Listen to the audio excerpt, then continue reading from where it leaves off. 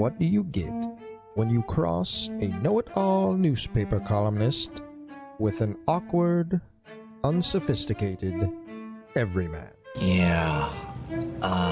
Well, I'm just not sure about that right now.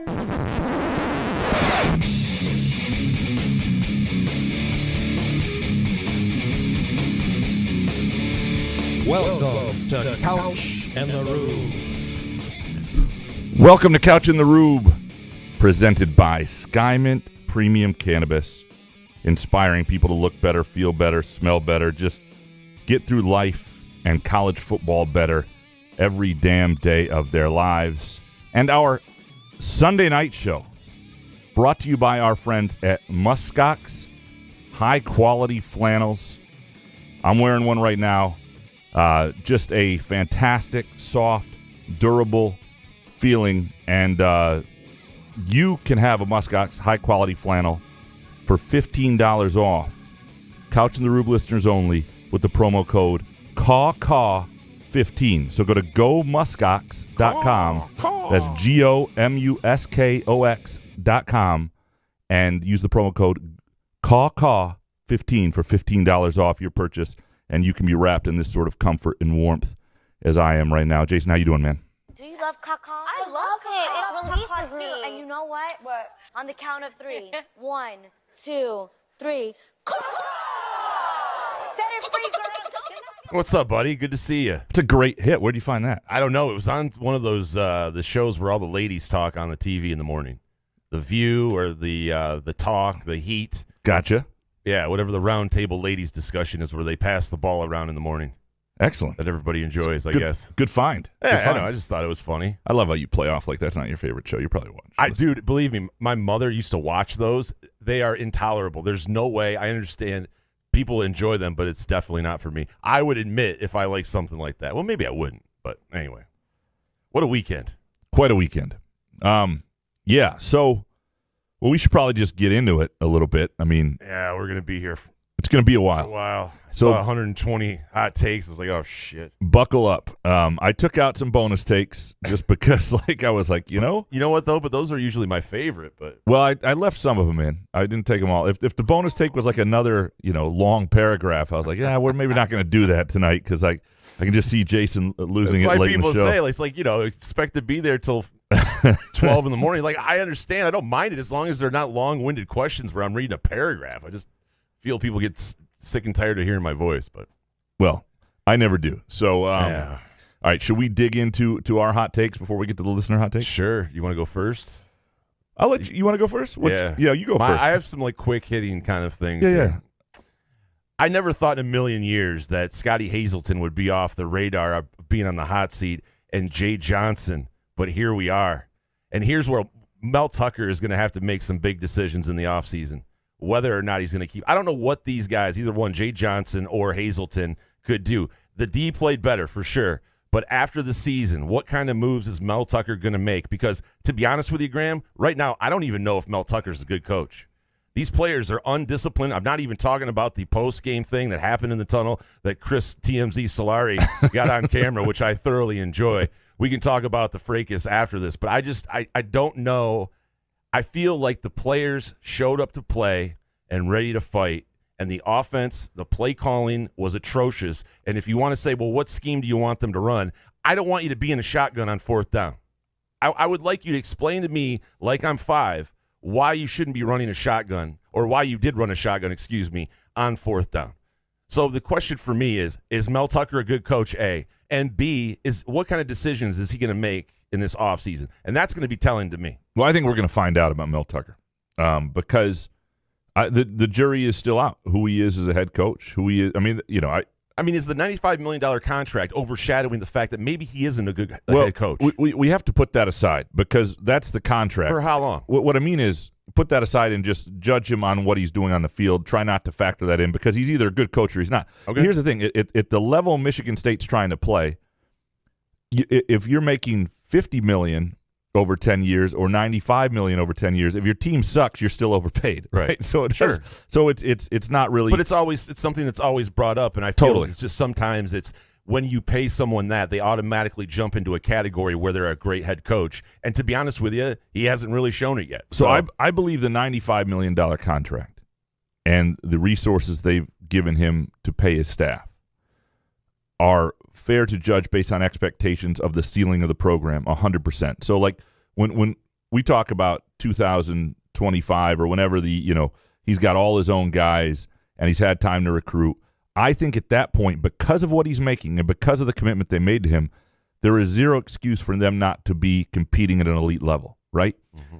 Before that, though, they have to be competent.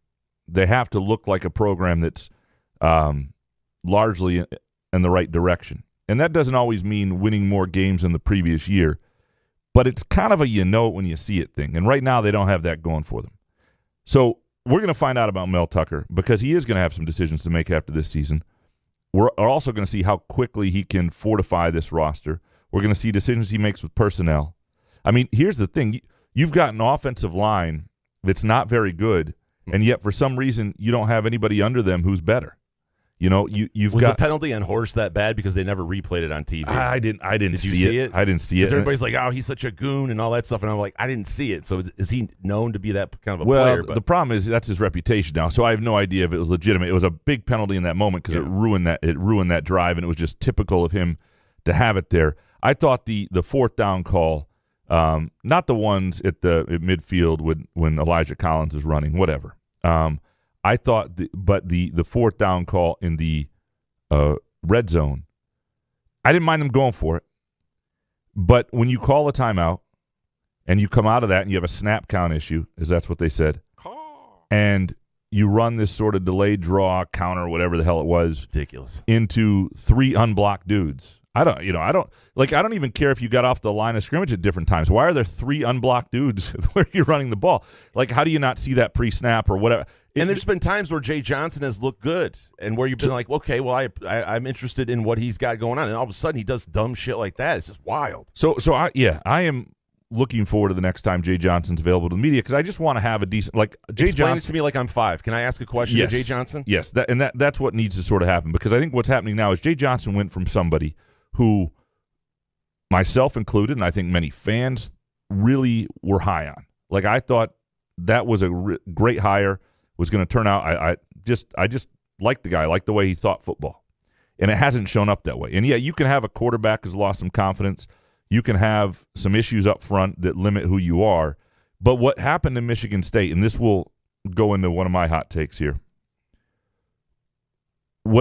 I get that Michigan is a better team than them. Like, you do have to take some of the emotion out of it and think, well, if this is one of Michigan's best teams, and this is one of Michigan State's lesser teams, and Michigan State went on the road there, and they were competitive for a while, and they lost 29-7, and they had a disastrous punt situation with a backup long snapper, which made it even worse, then in reality, this was a game that if it hadn't been the emotion of Michigan, would people be all that upset? But here's where the counter to that, and here's why I think fans have a right to be annoyed right now.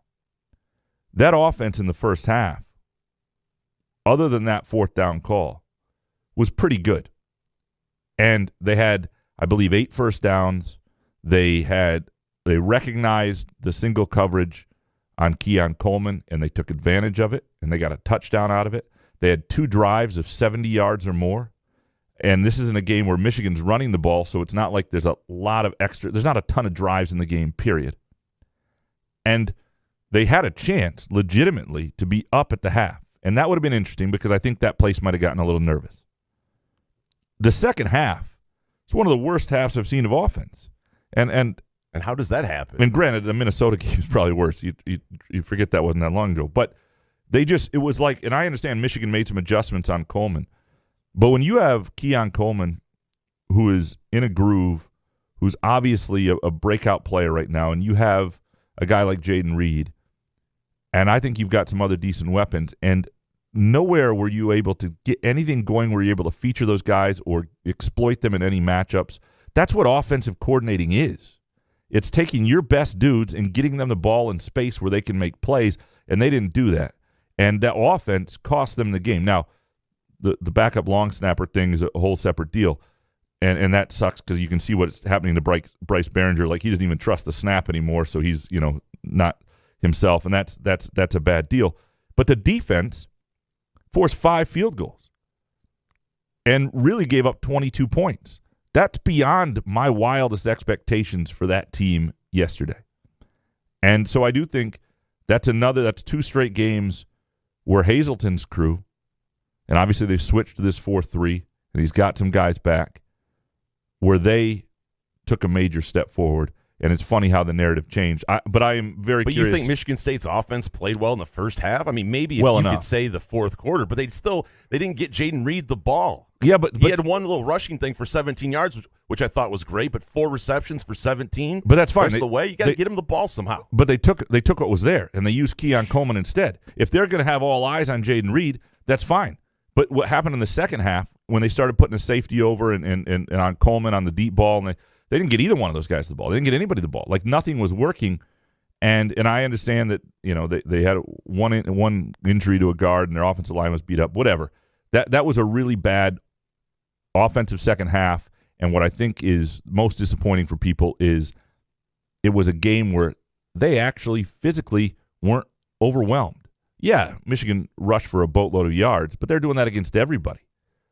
They bowed up in the red zone, and they were able to force field goals, and they were able to keep that thing respectable. And if the offense had just been adequate, if the offense had just been what it was in the first half and the second half, that would have been a really interesting game down to the wire. If you would have told me before the game that you're going to really hate Jay Johnson after this game and you're going to kind of like Hazelton, I'd be like, get out of here, couch. What are you talking about? But here we are. We want Jay Johnson fired. It's just this team can't get it all together in a complete game. And it starts with coaching, because I think these guys came to fight, and they did, just because they covered the spread. But, All right, speaking of coming to fight, let me go to my second hot take here. So there was a fracas, a jumping, a fight in the tunnel afterward. I was not there live because I was finishing the hot takes. But our man Chris Solari was there. So was Matt Charbonneau. And he had a good video, and Kyle had some video. 5 million views on his video. Poor Chris Solari pressed the he pressed the photo button instead of the it did not record, I think, is what happened. So you see that picture of him, and it just didn't take. Very on brand for Chris. I feel bad because he was trying to capture it. But anyway, look, TMZ Solari. That's the best. So I wrote a column overnight that some people have been happy with, some people have been very upset with. And the point of the column, it was a subscriber column, so naturally people who don't read it just see the headline and are like not paying $1 for 22 years. They're like, yeah, fuck this guy, this he doesn't know what he's talking about. Let me tell you what he's talking about when I haven't read it. But that's fine. But if you want to pay for Couch's stories, I mean, literally, it is $2 or $22 for 2 years or something. Fair point, though. If you go somewhere, if I put it out on Twitter, I've got to expect Twitter to react the way Twitter reacts, right? So it is what it is. Anyway, and some people disagree with it. Anyway, they think that this is much more on Michigan, on Harbaugh, and all those things. The point of my column, I wanted to get away from, and I think Michigan and Michigan State fans are the worst people to judge this, because they're so much wrapped up in their own biases and hatred for the other side that nobody can see it clearly. And to me, what I was trying to point out was it doesn't look. This guy comes skipping into the tunnel, puts himself in the middle of a bunch of Michigan State guys. I don't know what he said. I'm sure he was doing something that was annoying at the very least. And then somehow winds up getting beat up a little bit. And there was another player in a video that's emerged that looks even worse, where there's perhaps a helmet being swung at him, and that's a really, really bad deal. But regardless of what happens, like if you're Michigan State, you cannot put yourself in that situation. That cannot be your reaction. And I don't believe it's the reaction of most players. I've talked to parents of players. I've talked to other players. Like, there are a lot of guys who just wouldn't have that in their psyche to do as a reaction, regardless of how you poke them. You would have to literally swing at them for them to react that way, or do something violent to them for them to react violently to you. And the reason this is bad, for a couple reasons. One, it's the wrong thing to do, right? You can't jump people. You can't go. You just can't do that stuff. But it's also bad because of how it looks for the program. You have a situation where you've got a program that looks like it's on a real slide. You lose an emotional game, and that's your reaction. We just seen that in the lower parts of Michigan State football throughout time, right? Where things weren't going well, and there were off the field deals, and it takes you back to a same old Spartans mentality. It takes you back to the idea that things are unraveling. It doesn't mean they are. It doesn't mean that 95% of the team has nothing really to do with this. It doesn't mean that this wasn't just a game that you lost against a better team on the road that stings a lot because you didn't play all that well in a tough season, but there's not that much more to it. But the perception will be that. And I think I think it's really important, and I think by the time a lot of people listen to this, some decisions will already have been made, that there is accountability on the roster. Regardless of what happens with the assault charges, and I don't even know. Like, to me, maybe the swinging helmet one, it's somebody's head. No. But the assault, all that stuff is a little overblown. And I don't want people to think that U of M is like, this tunnel has been an issue. There should be no way that players from the other team are mingling after an emotional game like that. That should be a no-no. And there is no question that some of this culture and allowance of these sort of skirmishes and has been created and allowed by Michigan's coach and their administration, who then were very quick to be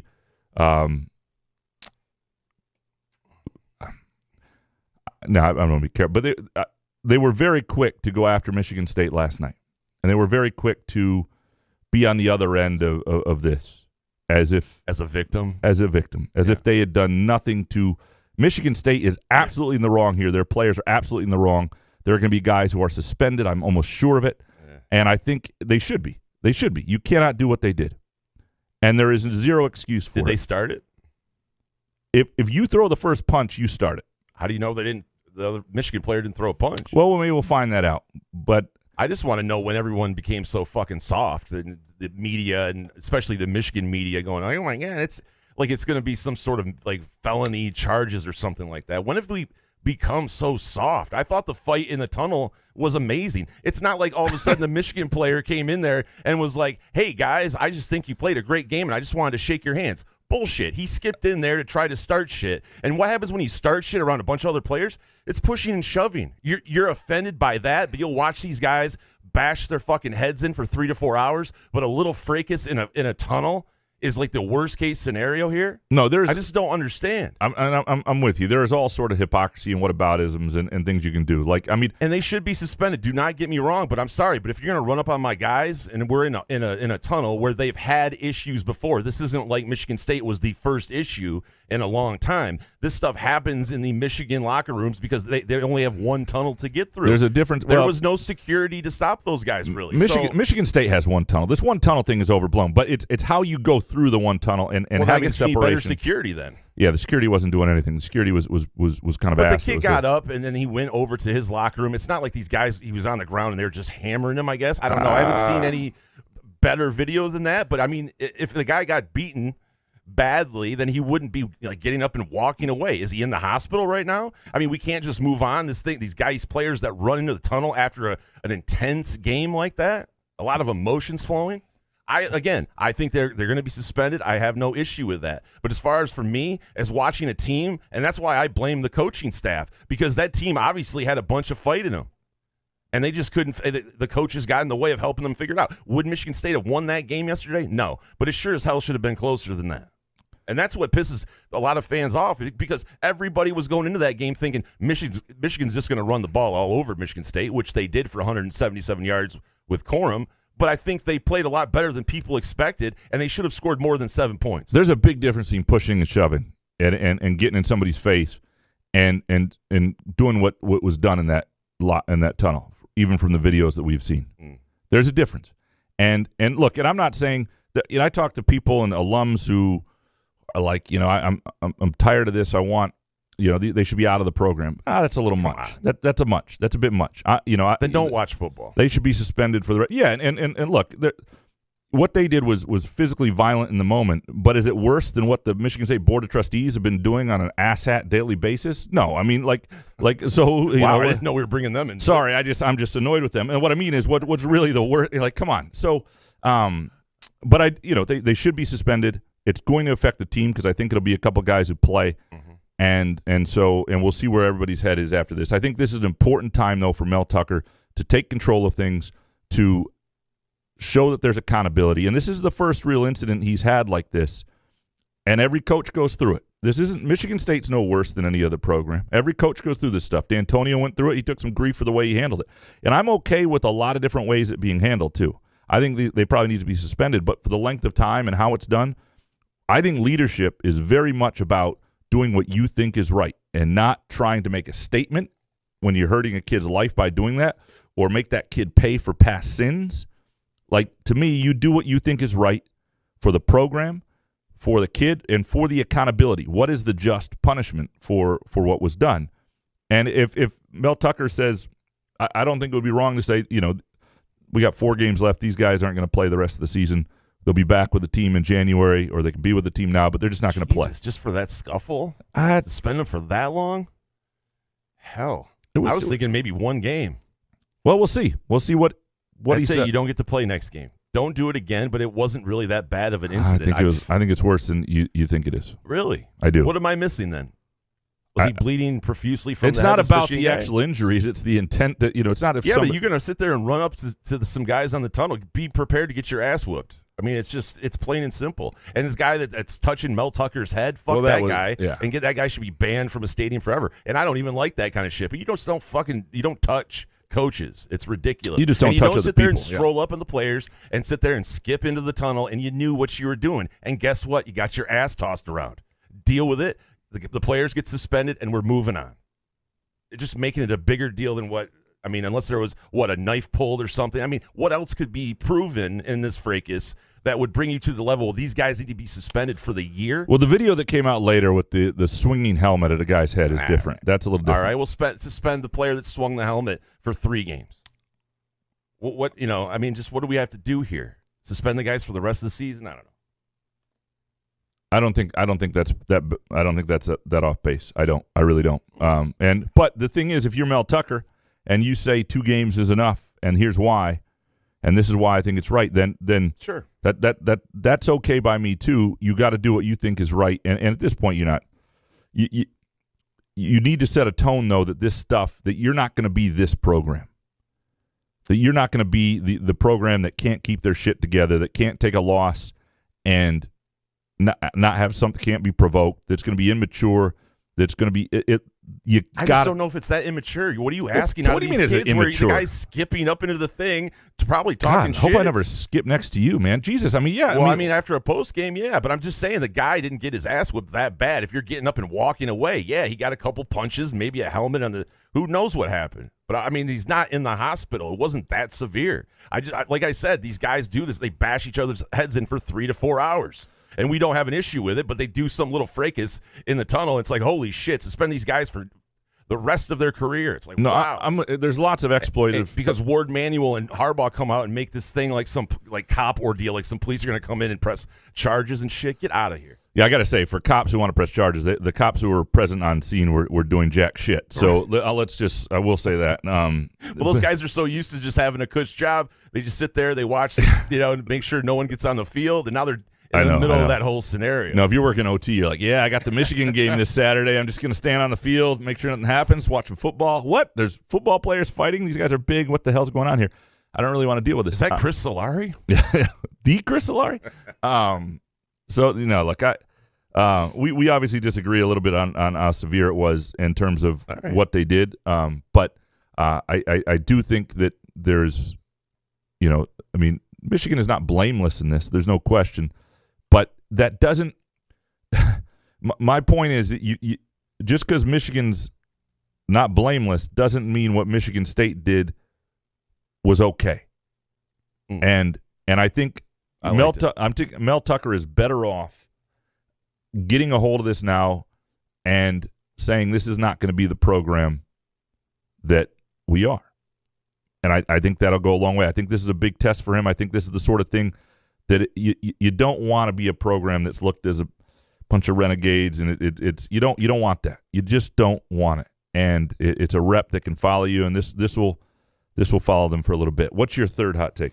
Well, since I'm dead inside again as a Lions fan, as they pay a punter $7.5 million guaranteed, a $14 million extension, and he punted twice today. And you're going for it on 4th and down, so I really don't have much to say after that. I mean, here's the thing, Graham. Can you make a case for me? Today I was sitting there dead inside watching that game. Can you make a case of why I should root for the Detroit Lions? Because a lot of people always say, well, you can't root. You're not going to root for your team to win. You want them to tank? Yes. How does it benefit the Lions and the organization at all today if they pull that game out against Miami? Not at all. Nothing at all. It doesn't help anything but knocking down that draft pick. Yep. So why not lose? And that's what I hate about them. That's what I hate about the franchise the most. I tune in. I'm dead inside, unless there's gambling, implications. But I rarely try to do that with the Lions games. So I guess what I'm trying to say is I'm dead inside. The season's over, and do we stop watching now? Sure. I think Red Zone goes on the main TV. Yeah, I mean, maybe they're in the corner, and we get to pay attention. Yay, Lions! Yeah, I was watching soccer, so I don't. Even though soccer blows, I really can't blame you. No, I wouldn't watch that game either. The only thing I was a little disappointed is I forgot there was a really good bet. It was like the live the live Lions season wins over under was like 6 this week, and I forgot to get on it. And it's gonna What? Yeah, it was still high. Where was that? There's still some juice. All right. Speaking of gambling, my third hot take. I'm back, man. I'm fucking back. The Premier League we hit this week. We hit everything. We hit Newcastle. We hit Crystal Palace. We hit Man City, and we hit Man United on Sunday. That's a hell of a week. Every parlay hit, and I got to, it's all about just having that feel. And I feel like I can carry us a little bit, and I feel like I owe the listeners a few good wins, and I feel like we're back, and so we will be. So the hot take is that you're back. That's the hot take. All right. Do you have a final hot take, or do we get through 3 right there? I just did 3. Yeah, I thought so. Bonuses. I couldn't remember. I'd like to get out of here at some point. I couldn't remember the the order. By the way, if you're suffering from this Michigan State weekend, this Lions weekend, whatever it is, I'm telling you, Skymint, don't do a weekend without Skymint right now. Don't do a college football or pro football weekend. Go to skymint.com for location information and specials, and they've got some great specials through Halloween. So through Monday, they've got some great specials going on at Skymint. You probably live within half an hour of one. You've got 3 in the greater Lansing area, all over the state of Michigan. And if you've never been there before, you can use the Couch and the Rube promo code Couch and Rube 24, 20% off. It is time to dig into your hot takes. You ready, Jason? Eric Schultz up first. Number 1, look, it's a badly coached football team. They're decent at game prep, but the play calling, decision-making, in-game adjustments, and on-field discipline absolutely sucks. 2, there's enough talent on this offense to be better than this. Are they amazing? No. Are they riddled with NFL guys? No. Should they have scored more versus Michigan than Hawaii and CSU did? Or more versus Maryland than Charlotte did? Or should Michigan have been sweating a little in the 4th? You bet. 3, we saw what an elite coach with less talent looks like. It was early Mark D. It was winning a few he shouldn't have, losing close, and the belief when he got the horses, it'd be different. 2008 Mark D loses 27-17 yesterday, and there's still hope for the future. There isn't that. This isn't that. Bonus. I say this now as we approach Thanksgiving, and I'm sure I'll say it again. If you'd rather eat something else instead of turkey as the main course for your Thanksgiving dinner, it means whoever's preparing your turkey is doing it wrong. I'm not a huge turkey guy, but on Thanksgiving I always want turkey. It's the right, But I would rather have pizza 365 days a year, but I like pizza. Donuts, those things. But he's right though. There are people that make turkeys. They like deep fry them. A deep fried turkey, I can have some of that for sure. Yeah. No, you're right though on the offense, and it is at this point they need. I'd really hope Jay Johnson is available this week because I want to get a sense from his perspective on what they're trying to overcome. I think Peyton Thorne has lost some confidence. I think that's a problem. I think He still makes a couple of really good throws in the first half, but then you see some happy feet and some things just not there. And I'm not sure he trusts his line, and for good reason. They're not working with a full deck, but they do have enough talent to.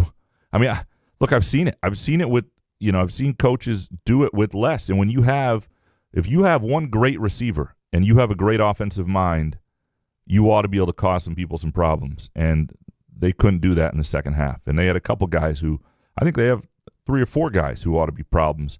And the tight ends, you talk to different people about Michigan's ability to cover tight ends, their linebackers. That wasn't a position that was used well yesterday. There was things, they left things on the table, and that's why I think there should be regret for yesterday's game. You talk about that 27-17. If you lose this game and it feels like, boy, you played pretty well, but they're just 10 points better, then you deal with it. And I think the thing is, Michigan State did not come close to playing to its roster capability yesterday in the second half. Dominic next. Number 1, the Jay Johnson thing has run its course. This isn't he certainly didn't have his best day shit, Graham. He is painfully predictable. He abandons clear mismatches. He's a trash offensive coordinator. Run it again on 2nd and 10 with mannequins for the O-line, dickhead. He should not be retained. 2, running a double reverse pass up 22 with 2 minutes left. Tunnel gate, podium, pop-offs. This rivalry feels like it's only going to get nastier, and that's kind of too bad. Fuck Jay Johnson, by the way. And 3, I was going to say Horst needed some Sky Mint more than all of us, but nay. Homie needs clinical help, almost as much help as Jay Johnson needs with his AIDS playbook of piss. And bonus, shout out to Jason and his gambling success. Hopefully he uses his winnings for some good, like a vacation or some Christmas presents for tea, or funding my extradition of Jay Johnson to Planet Useless Fuckboy.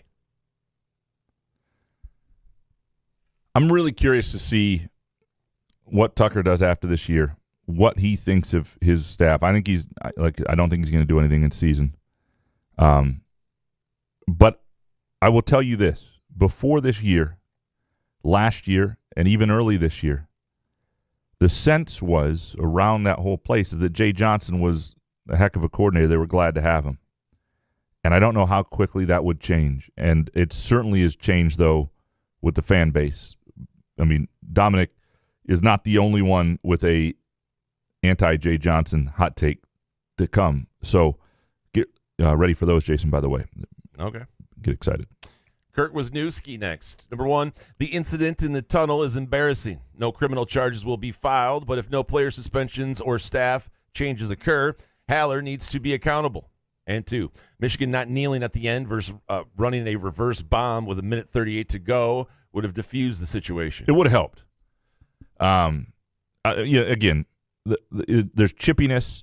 Like once you have that sort of collision on the field where there's talking happening, there should be no excuse for any player from a different team to be joining the other team in the tunnel, right? At that point, it's like, okay, this is – and there shouldn't have been anyway. Like they should have that pretty clear. One team goes in, they're all the way in, the other team goes in. It's not that simple. I mean, Jim Ward, this isn't that fucking hard. And so, again, what Michigan State did is embarrassing. I've talked to a number of people. I've seen a lot of responses from email responses from alums, from other people who were – that was the embarrassing part of yesterday. They're frustrated by the football. They were embarrassed by that. And so that's on Michigan State.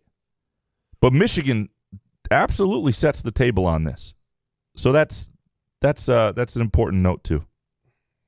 Jimmy next. Number 1, Ward Manuel is responsible for continuing to allow for Michigan players to enter tunnel with the opposing team. Heated rivalry game with trash talking all game long and then put them in the same tight space. The only thing he got right was it was unacceptable. His leadership is unacceptable. Yeah, I mean okay, the thing I don't like about some of the post games here, Jason, is they put the press conferences in different areas. Like you really can't do both. And so if you're somebody like me who's just coming into this story in real time as the whole thing's ending, hustling to get to the Michigan State presser, there's no way to do – like it's just not set up to do decent reporting on this stuff because you would like to hear what somebody said and go, that's interesting, or I'm learning this, and then you ask about it. And I don't know everything that was asked. I heard the end through a live stream back in the press box of Michigan's, but I don't know everything that was asked of I don't think Ward Manuel took any questions, which is also kind of shit. But I also can see how if I were in Ward's shoes in that moment, I would have handled it the same way. I think his problem is you have this tunnel that is now an issue. Address it. You don't have to build a new freaking tunnel. Michigan State has one tunnel. I don't know the last time I've heard about tunnel scuffles with Michigan State, right? Just make sure the teams are not in the tunnel together. It ain't that hard to coordinate. You know, I can do it. I'll come up there every week, and I can do it for you. It's a little logistics. But couldn't Ward Manuel come out and say, listen, we want to watch some of the video before we make some sort of assumption? I mean, they were just basically out there going, we're going to press charges and all this stuff. Like, it just seemed like it was just forced, and you were just dying to be a victim. So here's what happened, though. Obviously, they get the details from their players, which sound horrible. Yeah. And they're reacting to that. And Michigan State's players aren't going to speak up about it. None of those guys are going to walk in and go. There's excitement from your players. Do you really want to take it with a grain of salt? Then tomorrow, Sunday, you check out the video, and then you make a decision there. And if you want to come out and say there should be charges pressed, then I can respect that more, I guess. I have less of an issue with how they talked about it than the setup there that sort of set in motion some of this stuff, even if it's still on ultimately on Michigan State. Because here's the deal.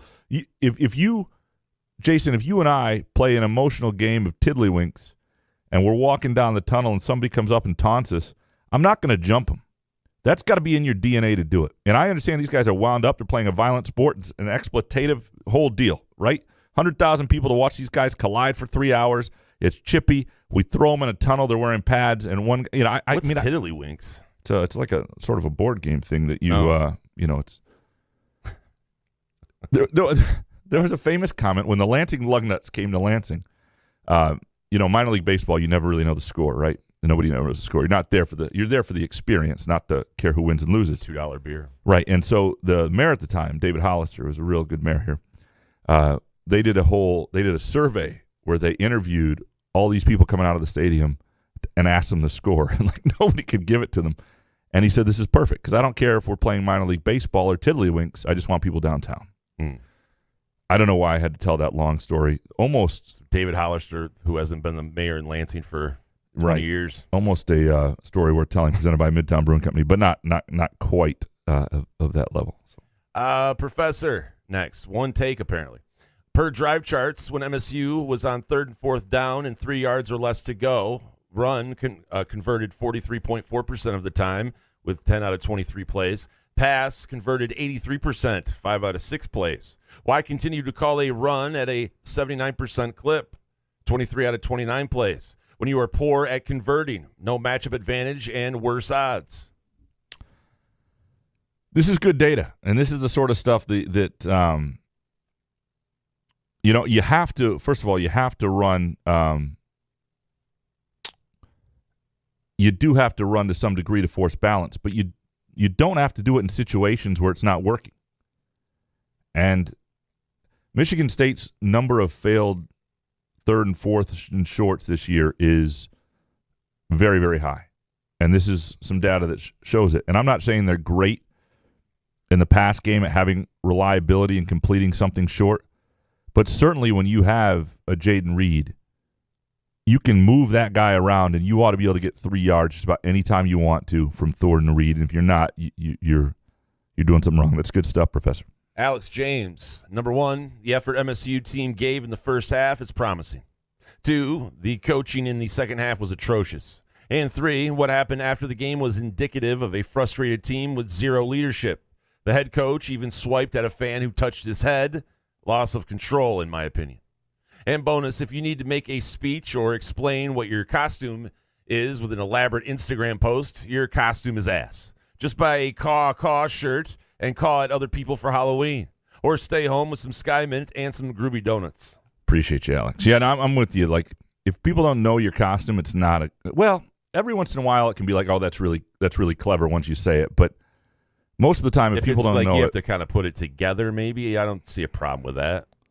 Yeah, that's true. I've There's seen some clever. intricate I've seen clever costumes that, like, after a minute, once you get it, you're like, that's pretty badass. That's a cool idea. So I don't want to say that It's not as good as a mammogram machine. that is one of the great. Now that I've seen the photo of you in that too, I know. it's just ridiculous. It's You should have just, saw the ladies that tried it out. yeah, Boy. top of the class, huh? Yeah, it was like our F, Marry, Kill on Sunday or whenever last time we did a show. Alex, Peter, Baker, number 1. Sorry about that. You're going a little crazy. Alex, Peter, Baker, number 1. McCarthy, nothing special as a passer, slow release and accuracy issues. 2, tunnel fight, fallout, and missing a bowl game makes Tucker's floor 7 wins in 23. And 3, the Lions should pass on a quarterback if in the top 3. Go defense. So these are good. Number 2, the tunnel, the fallout and missing a bowl games make Tucker floor 7 wins in 2023. I don't think you can judge him like that.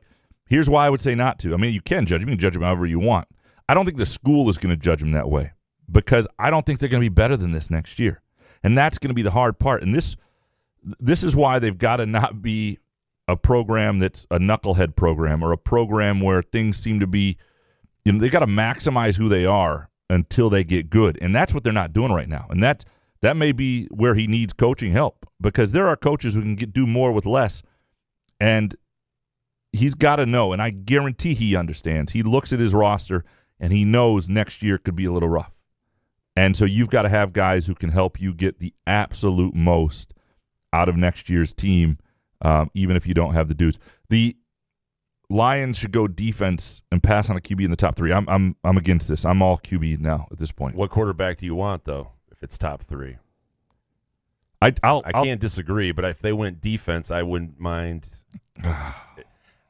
I know. Just punting another year. Is that what you're doing? I mean, because that's what you're doing. I know, at this but point. what player's going to come in at quarterback? It's going to be another year anyway. Well, yeah, but that's what I'm saying. But then it's another 2 years because if you wait whenever you get the quarterback, he's going to be a rookie quarterback at some point, right? Sure. I mean, that's it's not going to be fun. It's not going to be fun. Before we keep going here, by the way, if all this is making you just not feel great, enjoy the comfort of Muskox high-quality flannels. I'm telling you right now, I've got this look going that I've loved all day. I'm wearing a flannel from Muskox with basketball shorts. I'm not saying it's style. Fashion has never been my game. It may not be something that Muskox wants to use on a magazine or a brochure or on their website, but nonetheless, incredibly comfortable. Muskox is a Detroit-based men's apparel company, right? So Michigan-made. They create durable and high-quality flannels built to last a lifetime, and they also value ethical manufacturing and fiber sourcing. So, for example, they care deeply about the planet. So $10 for every flannel sold goes towards Alaska Wildlife Conservation Center, and you can learn more at gomuskox.com, and you can also purchase your flannel there and get $15 off at CAW15 is the promo code, CAW15. And that was not my smoothest live read. I had this whole idea going from the basketball shorts into something, and I didn't do it great, but just rest assured it's a unbelievably comfortable and durable flannel. Youper next. Number 1. 2, do kickers get special helmets, or does Jake Moody just have a really big face? Pick below for reference that I can't see, or no one else. Sorry, he does have a big face. I believe it. 3, the tunnel incident is being blown way out of proportion. To borrow an analogy from Mike Hart, it's like when your older brother provokes you, and then when you react, he cries for mommy. Yeah, but it's how you react. So if they had reacted with a shove, if there had been There was a shove there. There was a shove. It was a mighty shove. If there had been a little bit pushing and shoving, or even a single punch thrown, but when a guy is on the ground and people are going at it, it looks like a jumping, and that's yeah. bad. Don't come up into the tunnel skipping and talking shit. That won't happen to you. All right. I have no sympathy for the kid. I don't care. Cinemat, how much does the fight in the tunnel impact this rivalry? More impactful than the little brother comments? Devin Bush tantrum. It's a good question. Like, do you think this has? I mean, doesn't impact me. I mean, the Devin Bush tantrum was just kind of weird. Right. He was trying to go after players in the pregame, and they were, I don't know if it affects it year to year a ton. I mean, I think the thing that's happened is it's gotten nastier and more personal on both sides. Michigan is engaged as ever in it, and that's not gonna change. And there's a little something there, but I don't know how you react to it. So, for example, a little brother comment is a snarky swipe, to which Mark D'Antonio was able to sort of rebut it with his own strong verbiage, sort of speaking from the soul of Michigan State fans. The stake in the ground was ridiculously stupid, and Michigan State was the better team and responded by winning 35-11. This is a situation where you can't retaliate to violence off with. You're not going to show up at somebody's dorm and jump. Like, there's not really a great retaliation to this that works for either side. It doesn't go well for anybody. And so I don't know if it's just a situation or if it winds up being something that that carries over. But it's a good question. Jeff Oswald next. Number 1, Tuck ordering the code red in the tunnel was his best coaching decision because now no one is talking about his actual shitty coaching. 2, at halftime, Tuck tells Molly McGrath that Michigan can't cover MSU's receivers, and to prove it, they don't throw to them. Dreadful. 3, I love Blake Corum talking smack in his presser. That's good for the rivalry. And bonus, who's ready for Tuck leaving to become a thing? This is our Hopcat Hot Take of the Day, presented, of course, by Hopcat, the best damn beer bar, world-famous Cosmic Fries, mouth-watering award-winning burgers, including the Peyton Thorne burger, which is fabulous no matter how he plays, with 2 smash patties, American cheese, bacon, and a sunny side egg up served on a pretzel bun with those Cosmic Fries, formerly known as crack fries. Absolutely fantastic. And each location, as I always mention, because I think this is really cool, feels like a local brewery. They've got a carefully curated craft beer list with local partners, tons of TVs to watch the games. Doesn't even have to be a Michigan State game. So if you don't want to watch Michigan State anymore, you can watch anything at Hopcat, including Michigan State basketball, which is coming up. And Jeff Oswald will receive a $20 gift card from Hopcat for having the Hopcat Hot Take of the Day. To get into the ones he had, first of all, I don't mind what Blake Corum did. I think that's fun. It's snarky. It's easy to counter. I mean, he basically got up there and said, I thought Tuck was coming. I saw him running. And, all right, that's fine. Do it. Say whatever you're going to say. I mean, it's, you have lost 10 of 15. You've lost 2 straight before this year. It's not like you own the rivalry, but that stuff's fun. That's different. That's okay.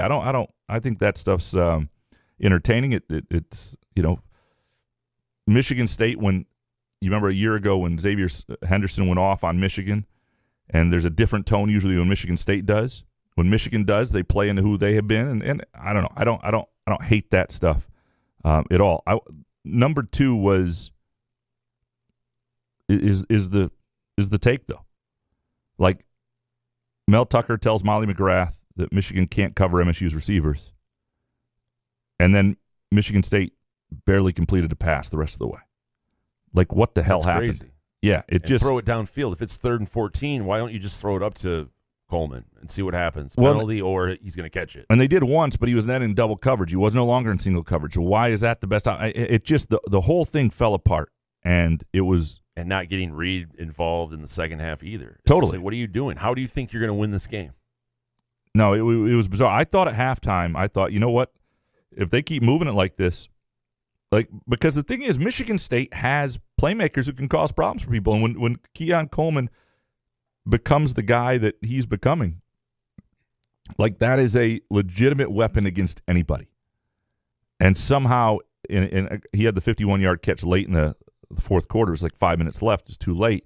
But somehow, until that point, it was nothing. Him or Reed, they really just didn't find any way to get those 2 guys involved. They didn't use the tight ends well. It was a dreadful performance. Jacob next. Number 1, Jay Johnson is a worse OC than Dave Warner ever was. And 2, bet the family savings on Illinois next weekend. And 3, Keon Coleman is the top 3 receivers in the conference.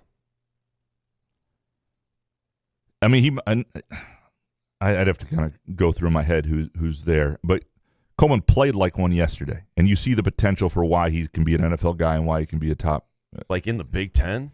The whole Big Ten? Yeah, I mean, I would say Ohio State has like 4 guys that might be ahead of him. Jesus. Yeah. No, but Coleman played like a guy who would be in the conversation yesterday. So for that, he is not that yet because he's not been consistent with it. But you saw yesterday why he might be a guy they can really, really lean on next year, and they're going to absolutely need. If you put Coleman on Ohio State's team, I think that he would be definitely in a better system and with a better quarterback. Would be doing more things probably. Well, yeah, and those guys have all the time in the world too because their offensive line just protects the heck out of them. Well, yeah. And you saw when it didn't happen. Actually, I mean that Penn State made that game interesting for a long time because C.J. Stroud actually faced some pressure for the first time all year, and he struggled with it at times because he's like everybody else. He's human. Bet the family life savings on Illinois next weekend. Do you agree? No? I don't know.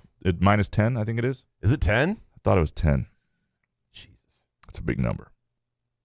Or do you think that's a small Just like number? Brett Bielema. You see Brett Bielema? Man, he's gained some LBs. Yeah. I try not.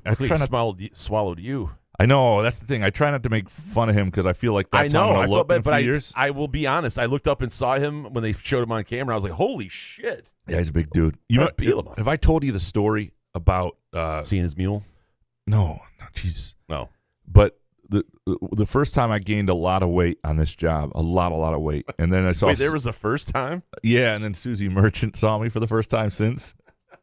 It was the worst, man. So like I'm covering a MSU women's basketball game, and I put on. I was heavier than I am now, and I had put on a good 30 pounds, and I was. It was not a pretty thing. I went up to talk to her on the court after the game, and she had not seen me in 6 to 8 months, and the look on her face, just the whoa, like just the initial like, oh my God, what the fuck happened to you? That's what she didn't say that, but that's what she was thinking. It's one of the worst moments of my life. Top 5 worst moments of my life. Because he was a huge guy, and I just broke my chair. That is a story we're telling, presented by our friends at Midtown Brewing Company, 402 South Washington Avenue in downtown Lansing. Mojo Jojo. Number 1, depressing to be so close in the first, only to blow it in the second due to poor play calling. Where has this ever been? 2, embarrassing and unacceptable to see the response of some of the coaches and players on our side. I don't care who started it. And 3, outstanding weekend for Skymint. Skymint was the big winner this weekend, no doubt. I went hard in the paint on Saturday night. Yeah. Good times. Wasn't feeling anything. Thank you, Skymint. Yeah, no, I don't know. The response from players and coaches in terms of, are you talking about what they said verbally? Like, I do not think Mel Tucker knew after the game what had happened. I don't think he had much information. He was being asked about it. And he probably could have said something more like, you know, if obviously we don't condone anything, or if there was a fight, then that's something we can't have, or whatever. But to be fair to him, I just don't think he had information. And I knew by the time he did, there'd be a statement, and there was early in the morning on Twitter. So we'll see what the ramifications are and all that stuff. Spartan Sugar next. Number 1, that first half, 4th down play call was horrible and predictable, which makes it even worse. 2, I shouldn't have talked so much shit after last year's win, but couldn't help myself. And 3, Graham's observation on Bobby Knight's mule made watching his ESPN documentary very awkward. I apologize. I didn't mean to do that to you. Yeah. You just thought of Bobby Knight's mule. You couldn't put that to the side. It's hard to sit there and watch it. Yeah. My apologies for sure. Yeah, no, look, that's part of being a fan, though. You talk shit one year when you got the advantage or things go well, and it's not going to last forever. It's not like you get a 4-year run. It's not like an election or anything like that. It's you got to go back and play the game next year, too. Jason Akins. Number 1, after a game like that, I'm thankful. I live in Ohio, where there are fewer Michigan fans, although maybe even living in Madagascar wouldn't insulate me enough. And 2, my other 2 hot takes were stopped on 4th down. Well played, Jason. Well played. I think it is. If you don't have to deal with Michigan people in your life, in the water cooler, so to speak, or in your neighbors, it's a nice deal. But in this world, though, we're also connected. Like, if you moved across the country, Jordan Mack would still find you. Oh, yeah. You know, it wouldn't make that. I had to big. mute him yesterday. Did you? Yeah. You remember to unmute him today? No, he's fine. Yeah. Dr. Cobra next. Number 1, Jay Johnson is a masochist who gets off on destroying drives. That was a winnable game that was thrown away by his inability to figure out ways to get the ball to his playmakers. We need to demand better, especially when the defense finally played and limited them to 163 passing. Yeah. Look, 2 straight weeks, the defense has been considerably better. It makes you realize just how the impact of Xavier Henderson, and we saw him force the fumble, and just having Slade back and all that stuff. The defense isn't horrible right now. And Michigan's, they're not going to face a running attack or better than Michigan. They may face, I'm trying to think, they won't face a passing attack that's that much better. I mean, maybe, Penn State to some degree. But that defense, I think, can hang in there the rest of the way. The problem is, at this point, I have very little faith that the offense can compete against good teams and decent defenses. Like, I think Illinois is a really good defense. Illinois just won a game. Everybody in the world was picking against Illinois. It was like, oh, look at that plus 7.5 line for Nebraska home. Let's jump on that. Illinois went down there and covered it and was convincing, and that's going to be a really tough game. And maybe Rutgers and Indiana will go. Why okay are people still believing in Nebraska, even though it's at home? And I think it's just hard. I know the 7 and the hook was, but even then, it's like, what are we doing? Nebraska's ass. The hook baited everybody, though. If that's 7, it's such a less enticing line. Everybody thought, I can keep that to within a score. That's why Vegas doesn't know anything. Eric Ziegler next. Number 1, all of the telltale signs of a poorly coached team were on full display last night and have been all year. Consistent personal fouls, looking at you, Horst, delay of game, and blown coverages. That goes beyond just coordinators and falls on one person, Mel Tucker. And 2, for the sake of my own sanity, can someone please inform Mel Tucker and staff that there is a magical play where the quarterback lines up under center and on 4th and 1 and simply drives forward. That is nearly 85% success rate. And 3, at least I have the Eagles to fall back on. Go Birds. Man, I wonder if you're a Phillies fan, too. Good times in Philadelphia these days. Must be nice. Yeah, the lack of – they don't use Thorne much on keepers, and I don't know why that is, because he's obviously got good feet. They use him on the outside. They don't use him on like a sneak very often. And why? I wonder he if doesn't mind getting hit, apparently, because he can't slide, so just lean forward. Are they scared because they don't think the offensive line can get a push? It's a good question. Why there's got to be a reason why you're not doing it. Well, and he's taking a lot in the shotgun too. He's not even taking it under center, so that you got to be under center also to do that. And mind-blowing. Yeah, it is absolutely mind blowing. Speaking of mind blowing, by the way, Muskox flannels. How'd I do with that transition? That was really good. Mind blowing. Yeah, it is absolutely mind blowing.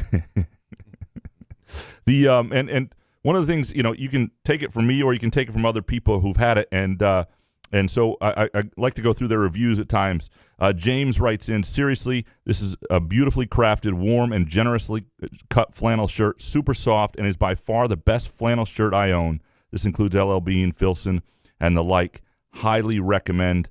Jason and I do as well. If you go to muskox.com, that's muskox.com, you can learn about them more yourself.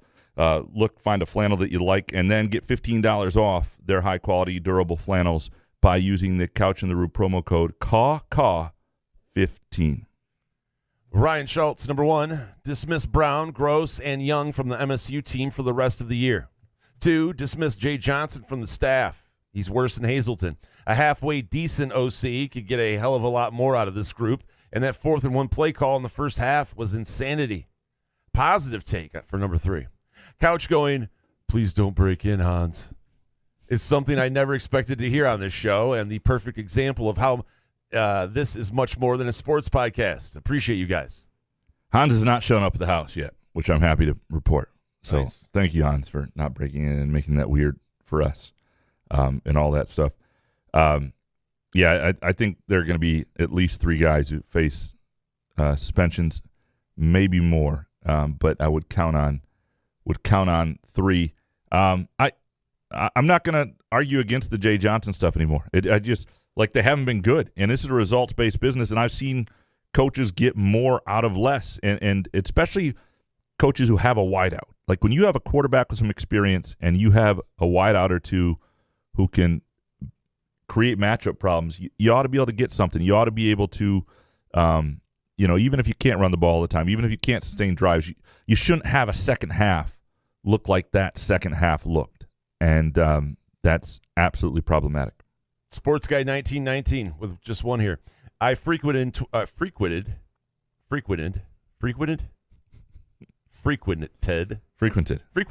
done. Jesus. Twitter a lot Saturday night during the game. It's hot in here. Can definitely say I didn't see a lot of Michigan fan chatter in the first half. Only after the lead got comfortable. But I suppose that is most fan bases. Yeah, I mean. Yeah, but why weren't they talking in the first half? Well, because they were nervous. All of a sudden, Michigan State was, when Keon Coleman scores that touchdown, you could feel some nerves in that stadium. I don't think there's any doubt about it. Spartan Johnny, one and only take. Appreciate you. We are going to have a million tweets about how much ass those 4th and 1 calls were and how dumb our players looked in the tunnel. So talk to me about what you heard regarding the men's hoop scrimmage versus the Vols. So what was sort of interesting is just how much Mady Sissoko played. And, he played upper 20s minutes. And I think was he on a minutes restriction? Why wouldn't he play 20 minutes? Upper 20s, like 27. Well, no, but if you're only in a 40-minute game, wouldn't you play more? Jackson Kohler, Carson Cooper, you know what I mean? The fact that the percentage of minutes he played was that high was interesting to me. I think they shot the ball well.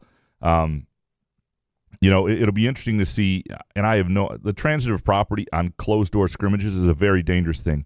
But obviously Tennessee then played Gonzaga and had great success, so that's a good sign for Michigan State. There were things, I think that there were some things that A.J. Hogarth did very well, I've heard, and I think I still can't believe the Sissoko thing, so I'm like, again, this is why I didn't see the scrimmage myself, and they liked a lot of what they saw from him.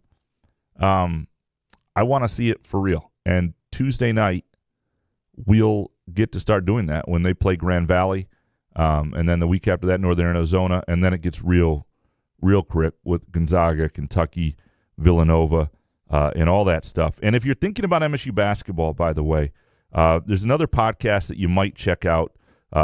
Friends of mine, Eric and Rod, the Final Four is not on the schedule, okay? I just sound like Tim Stout, okay? I just did their show last week. Fantastic podcast, great, hour-long interview on – it's just a deep basketball conversation on Michigan State, on other things. We have a great time. They ask great questions, and it's a good conversation. No hyperbole. A couple lifelong Spartan fans with sort of detailed pregame analytics, post-game reactions, recruiting news. They have interviews, and they've got a contest right now also to predict the final standings of the Big Ten with entries due before the first game in December. The winner will receive a free T-shirt and an opportunity to appear on the show after the season. That's the Final Four is not on the schedule, and an awesome podcast to download wherever you get your podcast. You can also visit their website at TFF. I always screw this up. It is TFFINOTS.com. Yeah. Sorry, it's not my greatest stuff. Promoting another podcast, I love it. Yeah. But it's worth it. You'll enjoy these guys, and you'll enjoy what they do if you're looking for another pod. All right, Anthony Armour next. Number 1, 2 weeks to prepare, and that's the offense we get. I don't care who signs the checks. $9.5 million for Tuck and $1.3 million for Jay Johnson. Unacceptable. 2, Solari missed his calling as a paparazzi. There's an argument that he should have yelled out "World Star." Would have got more views. He was so fired up when we got back and did that video. I mean, Solari was in peak Solari form last night, and I think he hurt his back during the whole tussle. I mean, it's just trying to get the camera to switch around. And there's a lot of deadline things. Editors want different stuff. You got the SIDs up at Michigan asking for video footage from editors and from newspapers, which then there's a whole deal whether that's going to be something that's provided. Because they're going to share it with police and not. Oh my God. It's you guys don't get paid enough. We do, actually. Some of us are overpaid. But, Los. I know, no comments. No comments. Gary Gleason next. Number 1, the O-line is our worst position group and has been for years. 2, we gave Harbaugh what he wanted in the tunnel. And 3, Jay Johnson is over his skis. Do you think Jim Harbaugh, I do believe that Jim Harbaugh wasn't heartbroken about what happened. No. And so I don't know that. I can't say that he wanted that to happen, but when he found out it did happen, oh boy, was it on. Yeah. No, I don't believe he was heartbroken. Let's turn this up a notch. Yeah, I don't believe he was heartbroken at all. The offensive line, though, is absolutely the worst position group and has been for years. This is the story of Michigan State's program. Like, if Michigan State had a competent offensive line, this whole season would be different. It's what made last year have a chance with Kenneth Walker, obviously, as well. They just have had so few decent offensive lines in the last 7 years, and it's ruined quarterbacks. It's ruined. I mean, I think Brian Lewerke's time would have been a little different. I mean, they had a little something going when he was healthy, and Felton Davis for a minute, and they have not had an offensive line for any of these guys in a while who they can really rely on, except for last year a little bit. And who is the Brandon Jordan of offensive linemen? Find a guy like that, pay him $2 million. Who cares? It's nobody's money. They've got. I mean, that is money. Find that person. The program. We talked about this with Nick Baumgartner. You can't fix it through the transfer portal, and it's the sort of thing that if you build it correctly and you recruit it well, it sustains itself. You've got guys always. You've got 7 or 8 guys, and you've always got guys ready to move in, and it becomes a staple of who you are. And Michigan State, for the type of offense they want to run and the program they want to be, that's got to be the priority. And I don't have a lot of faith in where that's headed next year. I think it's a couple years away still, and that's going to be the thing to watch, I think. Seth, 7171. Number 1, hottest take ever. James Franklin was right about something. The Michigan tunnel is a problem. 2, Cade Cunningham has the best old man game ever. 21 years old, averaging 22, 6, and 6. Pistons have their franchise player. And 3, National Signing Day is going to determine the Mel Tucker tenure. Mel's not the best coach, hence he needs the best talent to overcome his shortcomings. Yeah, I do think National Signing Day is this year and next. I mean, I don't think it's, we talked about, I still believe the line of 7 4 stars is sort of the line of expectations. But it's not, the 4 stars aren't the only guys who develop and become key guys in your program. This is a really important recruiting class, as was last year, as will be next year. And this is going to be the crux of whether it works for Mel Tucker or not.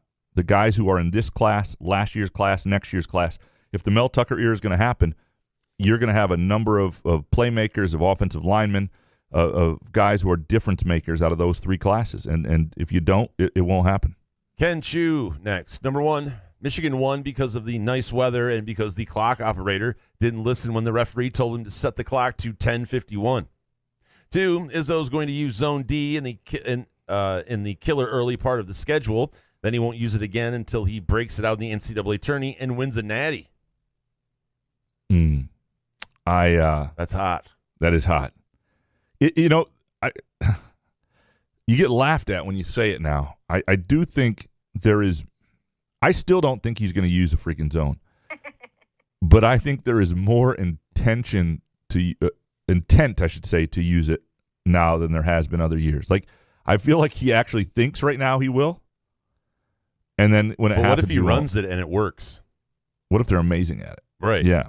He does have a, less depth, smaller roster than he's had. Especially with Jaden Akins not back yet, not 100%. Like, there are reasons it would make some sense. If you're not going to be a great rebounding team anyway, that's one of the things that kind of gets hurt with the zone.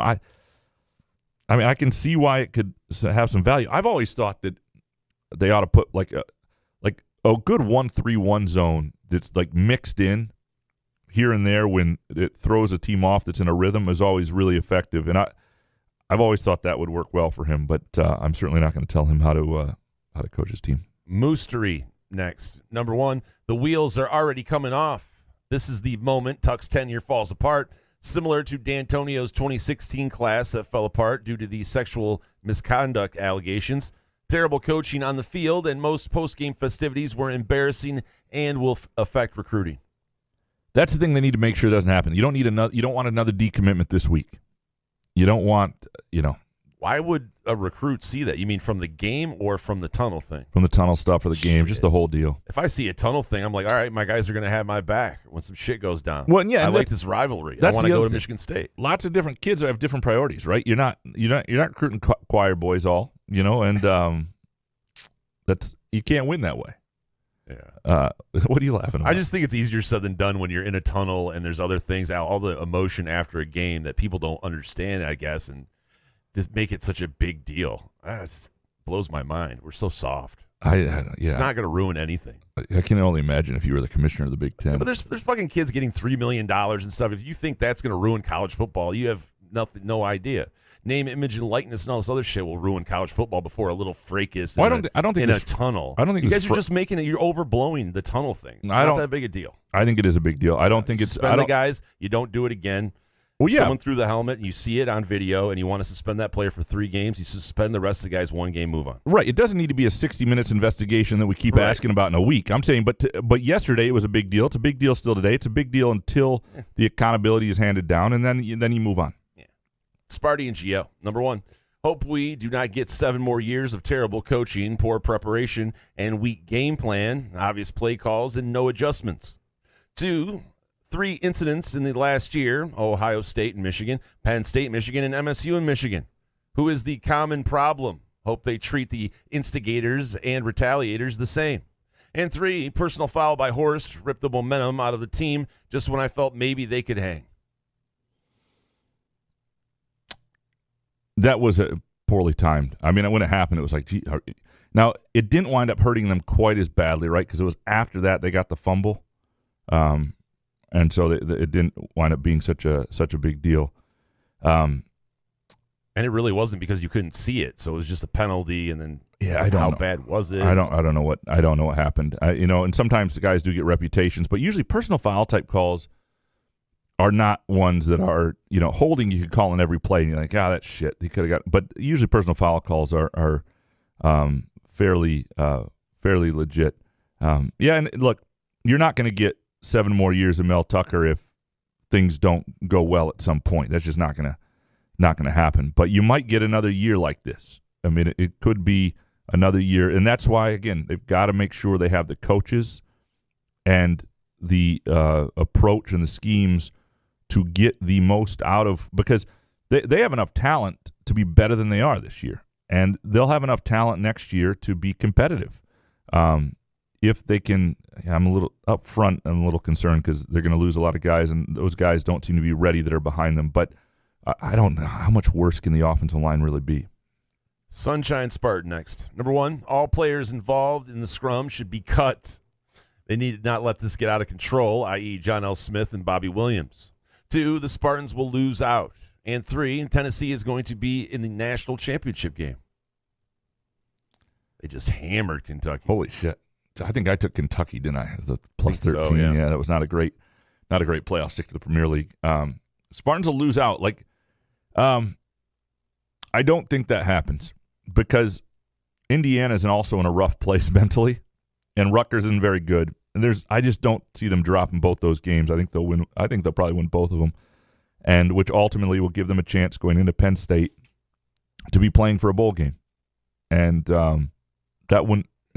that's not the end of the world. It really isn't. I mean, right now things feel bad because they just lost to Michigan and they had this fracas afterward and all that. But reality is we all thought they were going to lose to Michigan. Nothing's changed since last week in terms of the record or the expected record.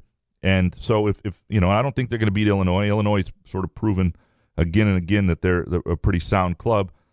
You win the other 2 games. You go into Happy Valley on Thanksgiving weekend trying to get bowl eligible and playing a team that I don't know where Penn State's heads will be. I mean, by then. I think they're a better team than Michigan State, but where will they be? What will they be playing for?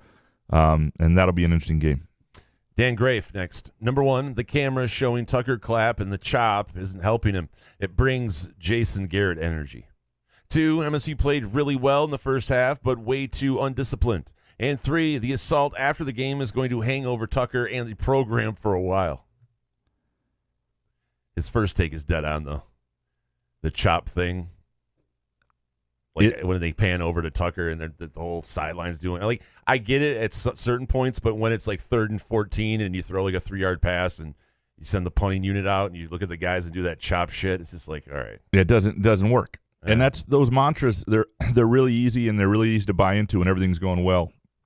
And the Jason Garrett energy, I mean, I don't know if he's there yet because Jason Garrett being a redhead and all that, he kind of did that to himself. Just by being a redhead? No, but, well, that started it. But I'm saying, not wearing a hat or anything and always clapping on the sidelines, it just gets old.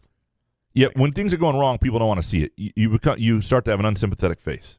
Well, no, but I mean, if you want to do the chop thing in certain instances, maybe get the team rallied or something, but every time, I don't know. But how is he supposed to know when the camera's on him is the thing. Oh, I'm not saying it's just him. I mean, the other coaching staff does it too. Yeah. I don't know. I'm just... No, you're being right. on camera or not, regardless, I just think you should get rid of him. He's totally right, though. Yeah, and I've talked about there ought to be a consultant. This went back to the Jim Caldwell thing, right? Because Jim Caldwell was a good coach who just had the wrong-looking face when the camera cut to him. And couldn't get the Lions over the hump, but he was a good coach. I don't think he was a bad coach. Comparatively speaking to the other coaches the Lions have had, yes. Was he a coach that could get you over the hump? I don't know. But somebody should have worked on his face. So his natural face when the cameras cut to him was a little more pensive or something. And like Harbaugh always has that gaping open mouth like he's like Dan Campbell just looks like he bumped a rail off a stripper's ass. I mean, there's no perfect look when you have a camera on anyone. I mean, look at this camera's in here. You're always going to look like an ass. It's true. But if I was on the sideline, I would work hard as a coach to try to have certain angles hit me correctly. Certainly, I would get rid of. Hire your own camera guy and only take this angle. Do not hit me from below. I want the 7 chins. Do not give me the Brett Bielema angle. Oh yeah. Lakeside 2000. Number 1, D'Antonio had a similar instance early on in his tenure where members of the team were involved in a dorm fight. It happened early in his tenure before he had success. Aside from the obvious, what can Tucker do to navigate the program through this? Win. I mean, I'm telling you right now, is nobody was thinking about all the stuff that happened at Rather Hall and all that stuff with D'Antonio when they were in the Rose Bowl. And you start to win, and people are forgiving and forget really quickly. That's the first thing. But the other thing is you don't let that become part of your program. And I don't know the story exactly because I struggle with the year, but there was a year sometime after 2009 where there was some issues in practice. And D'Antonio and the leaders on the team basically said, no, that's not going to be who we are again. We're not going to be this team that has these discipline issues. And they basically nipped it in the butt, and they stopped. That really no longer was part of who the program was. And the same old Spartans line was lost for a long time. D'Antonio won differently. They beat Michigan. They won the games they were supposed to. They won games after the rivalry games, the week after always. And they won at unprecedented levels for MSU. And so all of that matters, but it starts with, having a just punishment that you can live with at night, that you can explain, and then making sure that your players understand that unless Jason Nick takes over the world, this is not okay. I didn't say it's okay. If they do it against Illinois, there's obviously a problem. But I think if you do it in a rivalry game that ends, after the game in a tunnel and that thing kind of happens, if you reprimand the players and move on, but if it happens against Illinois, then I can start believing all of the people that are getting offended by it because then I understand.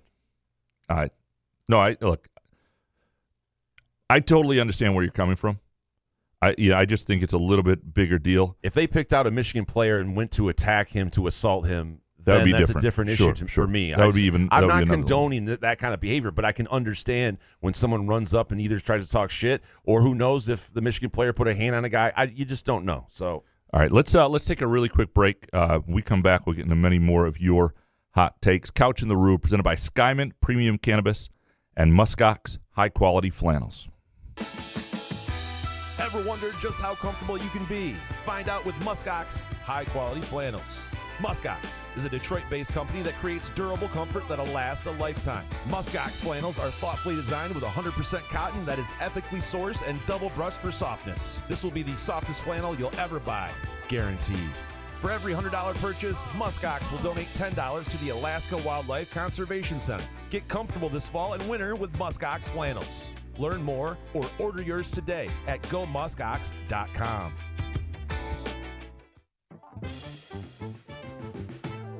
Hopcat exists at the intersection of great beer and delicious food, complemented by music, art, community, and comfort. Home to a best-in-class beer experience served by craft beer experts. Guests can expect a casual, inviting local gathering place with some of the best damn burgers and fries you'll find in Michigan. Hopcat is proud to be an official sponsor of Peyton Thorne. Show your Spartan pride by ordering the iconic Peyton Thorne burger, created by the man himself. There is no better place to watch any Michigan State game other than the 50-yard line at Spartan Stadium. Stop by any of our locations: East Lansing, Detroit, Grand Rapids, Ann Arbor, Kalamazoo, and Holland. To plan your next trip to Hopcat, visit hopcat.com. Firekeepers Online Casino and Sportsbook is the site to play. Get your Vegas on right now from your phone, tablet, or laptop. All the hottest slots and tables, plus sports betting featuring in-game wagering. Download the app at firekeeperscasino.com. Go with the name you know. Firekeepers. Terms and conditions apply. Must be 21 or older and located in Michigan. Gambling problem? Call the Michigan Problem Gambling Helpline at 1-800-270-7117.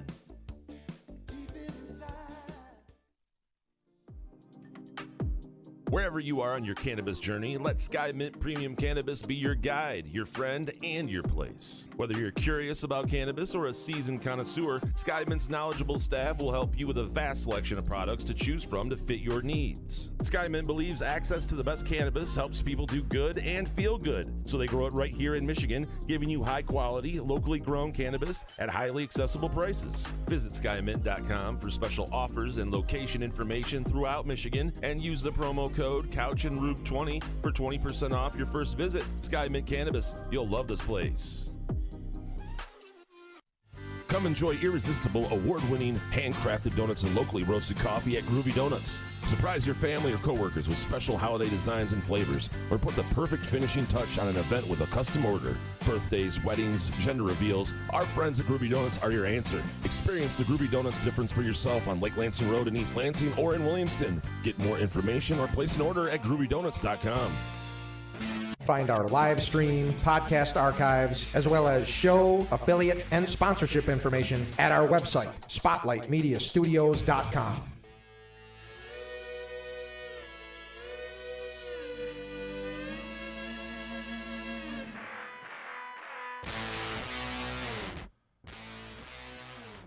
Couch in the Rue, presented by Skymint Premium Cannabis and our friends at Muskox. High-quality flannels. Go to gomuskox.com, order yours today, and use the promo code CAW15 for $15 off. Before we jump back into these hot takes, Dan Grafe had written me and said, he goes, am I wrong to question why reporters were more focused on filming the fight in the tunnel than trying to stop it? If those players had kicked that kid hard enough in the head, this could be a homicide. I know. Well, hold on. No, I'm with him on it. I mean, it was how would you have reacted? Let me ask you, first of all, if you had been down there and this spills into you, do you whip out a camera and record it? Do you try and pull people off people? Do you get the hell out of the way? What is your response? I've never been good to get my phone out and get the camera on, because I guess that's a part of getting old. But, yeah, I would have tried. I can say whatever I want. I'm a liar. I'd probably just be like Solari with the camera just on me and not being able. I don't know. It happens so fast, and you figure there's police officers in there and stuff, and you just don't want to get in the way. And these guys are huge, by the way. I can tell you easier said than done, I guess. I can tell you right now, I would not have pulled a camera out. It wouldn't have felt right. It wouldn't have felt. It's not that that's not their job. I'm not saying those guys weren't doing their job. That's just me. My own personal thing in that situation is not to be a voyeur, and I probably would have tried to. I might have actually tried to, because I feel like those guys. Like, I'll give you an example. Happens a lot with Michigan State athletes. I walk into a quality dairy, and there's a player on the football or basketball team that recognizes you, and immediately their beverage choice goes from whatever 40 ounce of whatever they were going to get to Diet Coke, right? It's like they worry that I'm like going to report them. I don't give a shit. I'll buy them the beer. If they're underage, I'll use my ID. Like, whatever. This has happened? What are you talking about? I'm is this just like an example, or what I'm is this saying an actual is, thing that happened? What I'm saying is, these guys, when they see sort of the adult in the room, or they see the media types, like I'm telling you right now that if I had, or if any of us had sort of said, hey, and pushed into, I don't think, I think it might have stopped things, is what I'm saying. toss you out there. That would have been hilarious. I would have, yeah. Maybe I'm just talking on my ass and we should fix this in post. But I'm telling you right now that I Hey, is that Graham Couch who bought me a 40 at Quality Dairy? Don't touch him. I would not have filmed it. I do not know whether I would have intervened. That's what I don't know for sure. Is it because you're a columnist and you feel like that's kind of whipping out your camera is kind of like a beat reporter kind of thing? You guys are weird with labels, so I didn't know if that's why. We also have breaking news, and of course it came in the middle of this deal. Mel Tucker on Sunday suspended, and this is Solari's story, Sunday night suspended 4 players immediately for their roles in the post-game altercation with Michigan players a day earlier. Tucker announced immediate suspensions of starting defensive back Angela Gross, starting defensive end Zion Young, backup defensive end Atavian Tank Brown, and backup defensive back Kerry Crump. So those 4 players are suspended. It does not say exactly when. So, of course, we're going to redo the entire podcast with you. No, I'm kidding. Hopefully it won't. Cockburn. We kind of assumed suspensions were coming. Here is the quote coming from Tucker in a statement. We are currently working with law enforcement, Michigan State and Michigan campus leadership, and the Big Ten Conference to further evaluate events in Ann Arbor, including but not limited to additional student-athlete participation in the altercations contributing factors. The initial student-athlete suspensions will remain in place until the investigations are completed. So that's where this is. How long is it going to take to get completed? I don't know, but are they going to try to find anyone that put out a hand on anyone? 4 guys, suspended certainly won't be, I would guess, part of this week's game, and we'll see where it. Well, but I do think you want to who was instigating. If you do an interview and somebody was egging you on, or somebody was and you find out somebody else was part of it. My guess is those are the 4 who are going to be suspended, and it'll just be those 4. What a waste of law enforcement time. It really is. Yeah, I mean, I don't think you need to take this any further. Now, if the player who was hit wants to press charges, that's kind of their. Was this going to be on Judge Judy? So glad you're not a parent. I didn't want to be a parent, but if I was a parent, I'd just be like, well, did he come in and antagonize you, and did he touch you? You have to defend yourself at some point if you're going to try to start shit. I don't know. Derek Spartan next. Number 1, not reading or listening to any coverage of this game prior to kickoff is the way to go. When you lose, you don't feel like you wasted all that time. 2, I would still pay for my LSJ subscription regardless of having no desire to read coverage of this game. Appreciate you. 3, Mel in trouble. Yeah, it's too early for that, because here's the thing. He's not going to be in trouble at Michigan State, at least for a couple of years, because there's too much momentum within the MSU administration. They want this to work. He's their guy. And so too much more is going to happen. There's going to be too many highs and lows and wins and losses. It's going to come down to whether he can recruit to a certain level and maximize talent. And really that judgment day, though, is still a couple years away. Mike Scott next. Number 1, any MSU player involved in that assault needs to be kicked off the team immediately, and Tuck has some explaining to do. 2, Colorado has been awful the past 2 years. Any of that should worry is MSU fans. And bonus, Graham's Saturday Premier League picks were not ass. You're welcome. No, it was weird because some weeks I've just been wrong, but rarely have I felt as good as I did this week. And it doesn't always, the thing that happens is the schedule doesn't always set up favorably in gambling. You know how this is. Like some weeks you don't get great games to bet on, and some weeks you're like, oh. Some weeks it's too good, and then you wind up fucking the thing up. The worst is when you see 7 games you love. Chances are you're going to screw that week up. We've all been there. Absolutely. Yeah. South of Munn next. Number 1, anything inside 1 yard is an automatic quarterback sneak. 2, Solari was shook after his tunnel experience. He looked like he had been in the middle of the 67 riots in Detroit. I think that's how he kind of looks all the time. He did look like a guy who had been a part of something that was very serious. It's a kind of a big deal, though. All of a sudden, you're not prepared for it. You're walking in, and it's just like there's a fracas. I get it. Bacon Windsor. Number 1, I've suffered for 12 years of Lions bullshit and expect to suffer for the rest of my life. 2, the Pistons looked real good and promising tonight after they beat the Warriors and can't wait for this new team to compete for a championship. And 3, I think you and Same need to get out. Oh, Solari, does that mean? Sam. Oh, I think it says SAME. I think you and Sam need to get out of the MSU practice squad and show them what real basketball looks like. So this is Sean Windsor's son. And they named his kid Bacon? Well, he that's his Twitter. Oh. It's Jake. Oh. I don't know. You've seen some of the names. Yeah, if Windsor named his kid Bacon, we would give him tons of shit all the time. In fact, that's what, yeah. We'd be like, I would like to get out in the on the basketball court and just. Why do you talk in that weird? It is weird. I apologize. I apologize. I didn't. I just want to play basketball. So here's the thing, though. And eat a pie. I've suffered for 12 years of Lions bullshit and expect to suffer for the rest of my life. This is a seasoned guy. He's a young guy. He's in his early 20s and already knows what's ahead. Yeah. That's what we've done to people. He's smart and he looks around and sees us old timers like dead inside. That's what we've done to people. I know. That's what the Lions have done to people. I haven't done shit. Yeah. It's not our fault. Yeah. Ford family. Spawn of stout sponsors next. Number 1. Yeah. This reporter has been to a few MSU Michigan games in his day. So without condoning the behavior of the Spartan players, I got to ask, what was a Michigan player doing anywhere near the MSU team going into the locker room? Why was he not with the rest of the team on the field? And from Matt C., can anyone covering the team do some actual investigative journalism and find out why one rogue Michigan player was in the tunnel with the MSU players versus celebrating with his team? Does Michigan have no security?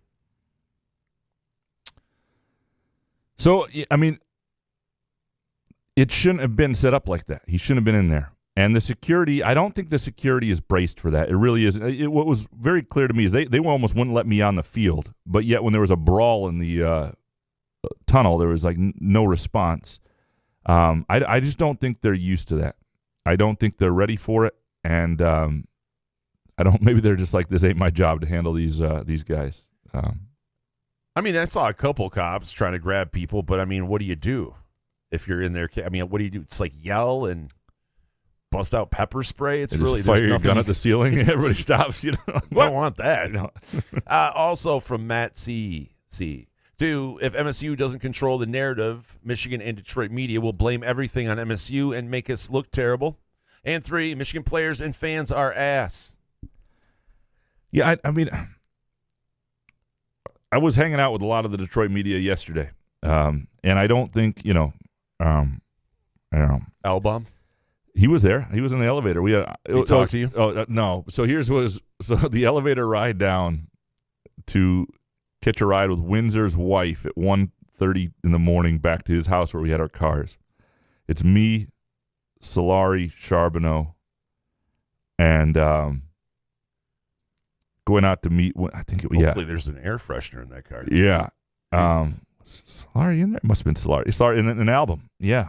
Mitch Album was in the car with you? No, he was in the elevator on the way down, and not a word was spoken. It was just Solari making noises, and Hey, Mitch, I loved your book, man. Tuesdays with Maury, am I right? Yeah, there's never really everywhere. Everybody else says there's a collegiality, but not really with him. It's sort of weird. I don't blame him.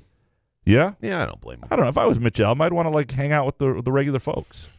No? Never. No? Okay. Couch on fire. Number 1, amazing. We went from get rid of the defensive coordinator to get rid of the offensive coordinator. Caw. 2, Graham with his latest column may have taken whatever cachet he had with this MSU coaching staff and lit it on fire, sort of like Elon Musk did with his $44 billion. Wow. 3, transitive properties taken to the absurd MSU Board of Trust basketball Tennessee scrimmage and the Tennessee Gonzaga scrimmage. Holy cow. And bonus, Sky Mint pre-tunnel entry requirement in the future? It's not a bad idea. Half an hour before you go in, pop an edible. No, dude. Sky Mint doesn't take away that passion for when someone comes up and runs up on you and talking shit. I don't know. It only does so much. Sky Mint can only do so much with anger. If you pissed me off but then offered me a bologna sandwich, I'd be like, okay. Raccoon Graham would come out. I'd be all Michigan fans are throwing sandwiches, or the players are. Yeah, I would catch them and eat them. I don't think. I mean, I don't know whatever cachet I had with the MSU coaching staff. I don't think I've blown it. I think what I wrote today was fair. You may not agree with it. They may not love it, but I don't think it was unfair. And that's what I try to be. I read it, and I thought it was. Yeah, I was ready to shit on you because I saw other people that probably didn't read the column kind of just, speak their piece. So, of course, you can't let that happen. So I read it, and I'm like, pretty fair, straight down the middle kind of thing, right? Yeah, it wasn't overly sensationalized. Part of it was at the time, I'm writing this overnight, too, and I didn't have the latest. You're trying to do what's 100% fair. You don't want to state something you don't know. Does a punch land? Does a kick? Like, you want to be very careful with the words you say. And I did want to get into the idea that these guys were antagonized in this tunnel, and all that stuff was in there. It's just not in the headlines. People get frustrated, but it's the longest headline in the world, And then another thing, like a 47-word headline.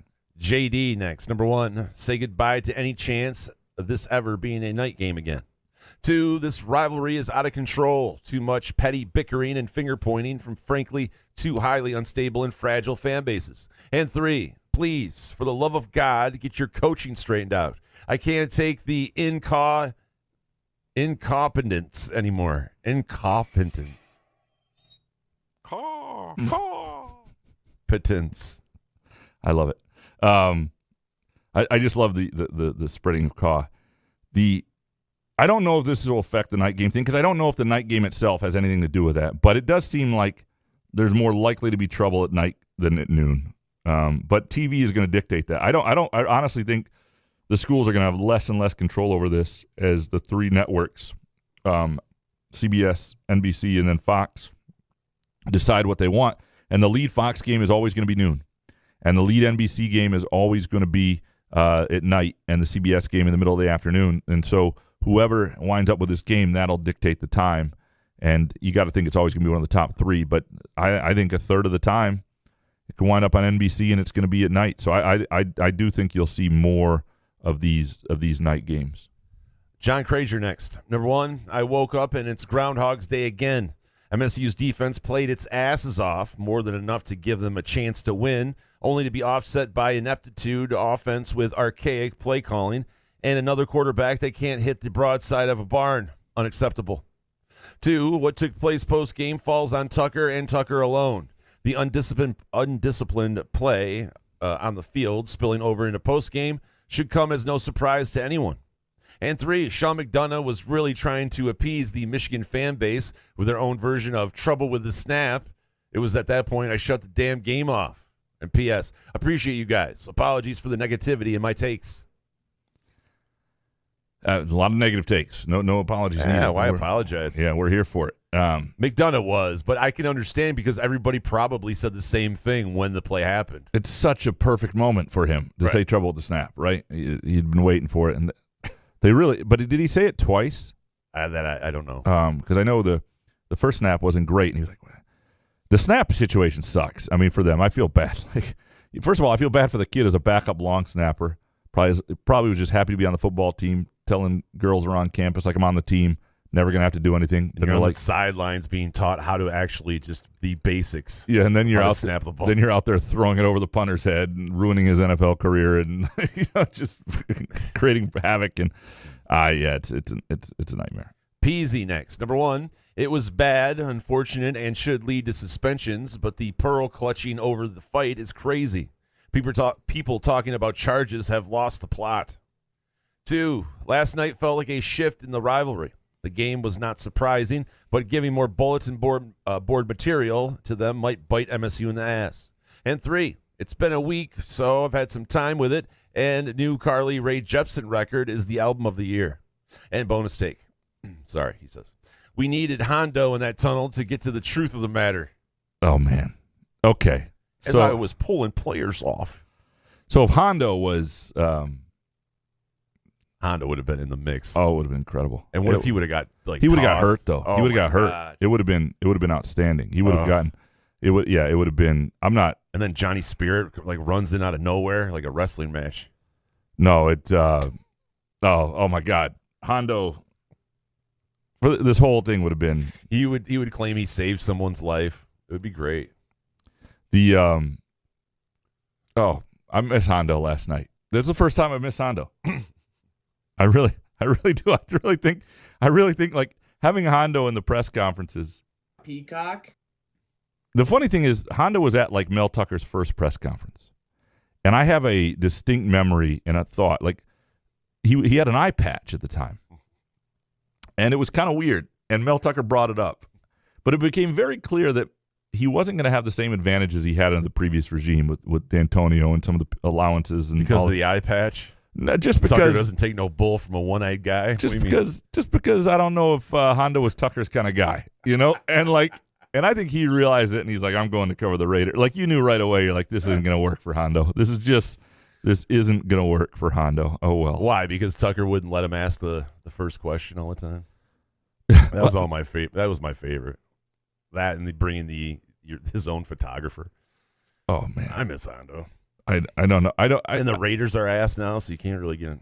I miss him in doses, small doses. Oh, God. Yeah. Obviously. Shardy Hazelton next. Number 1, I saw my soul leave my body Saturday night at the hands of Jay Johnson. 2, can Jim Bowman and Mark Staten be retroactively charged with war crimes? And 3, a couple of football players shoving in a hallway isn't the mass murder level crime they want you to believe it is. Yeah. Sorry, I got distracted. Let me read that one more time. I have to read it again? No, sorry. A couple football players shoving in a hallway isn't the mass murder level crime they want you to believe it is. Sorry.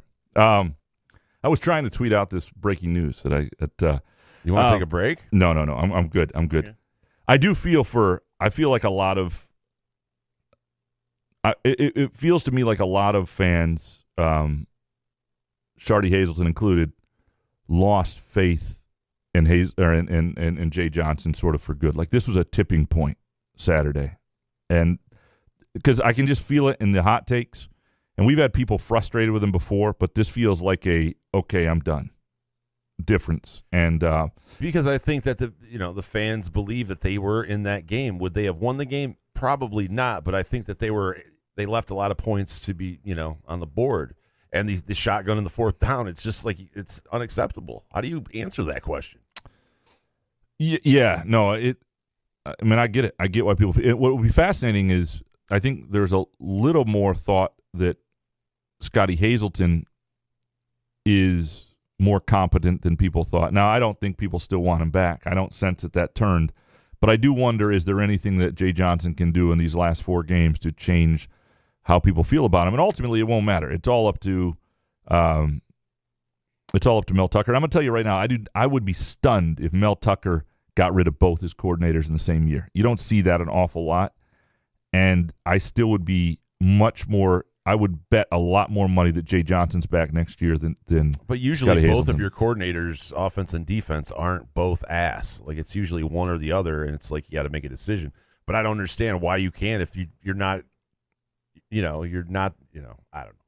You want to bring those guys back just because you have to bring one back? You can't fire both coordinators? You just want there to be stability in your program. No, I think if you think there's a problem, you do it. I think stability has to go out the window with the way college football is, at least. Well, and the thing you have with on the defensive side too is, I also think with a guy like Harlan Barnett, you have some flexibility to do things like for example, when he wanted to make a move and bring in a pass rush specialist who had all these NFL connections. To do that, Mel Tucker made himself the cornerbacks coach. He didn't have an extra position, right? And I do think having a guy like who's been a defensive, fairly successful defensive coordinator, maybe not quite to the peak MSU defenses, but has run some really good stuff and is experienced and gives you that flexibility that you're able to, if you see there's a coach that can really help you in recruiting, or you can bring them in on the offensive side of the ball and they can add something wherever, that you're able to do different things because of Barnett's past and who you have on that staff. And so I think those are all things to watch this year. I think these are conversations we'll be having, and I would be stunned if the whole staff comes back. I would also be stunned if he got rid of both coordinators at once. Let's take a really quick break. We come back. Many more of your hot takes. Couch in the Rube, presented by Skymint Premium Cannabis. and muskox, high-quality flannels like the one I got on. Wherever you are on your cannabis journey, let Sky Mint Premium Cannabis be your guide, your friend, and your place. Whether you're curious about cannabis or a seasoned connoisseur, Sky Mint's knowledgeable staff will help you with a vast selection of products to choose from to fit your needs. Sky Mint believes access to the best cannabis helps people do good and feel good, so they grow it right here in Michigan, giving you high-quality, locally grown cannabis at highly accessible prices. Visit skymint.com for special offers and location information throughout Michigan, and use the promo code CouchAndRube20 for 20% off your first visit. Sky Mint Cannabis. You'll love this place. Firekeepers Online Casino and Sportsbook is the site to play. Get your Vegas on right now from your phone, tablet, or laptop. All the hottest slots and tables, plus sports betting featuring in-game wagering. Go with the name you know. Firekeepers. Get your first casino deposit and sports wager matched up to $500 each. Visit firekeeperscasino.com to download the mobile app today. Terms and conditions apply. Must be 21 or older and located in Michigan. Gambling problem? Call the Michigan Problem Gambling Helpline at 1-800-270-7117. Find Couch and the Rube podcasts on Spreaker, iTunes, iHeartRadio, Spotify, YouTube, Facebook, Google Podcasts, CastBox, and the Rube's favorite, Podcast Addict.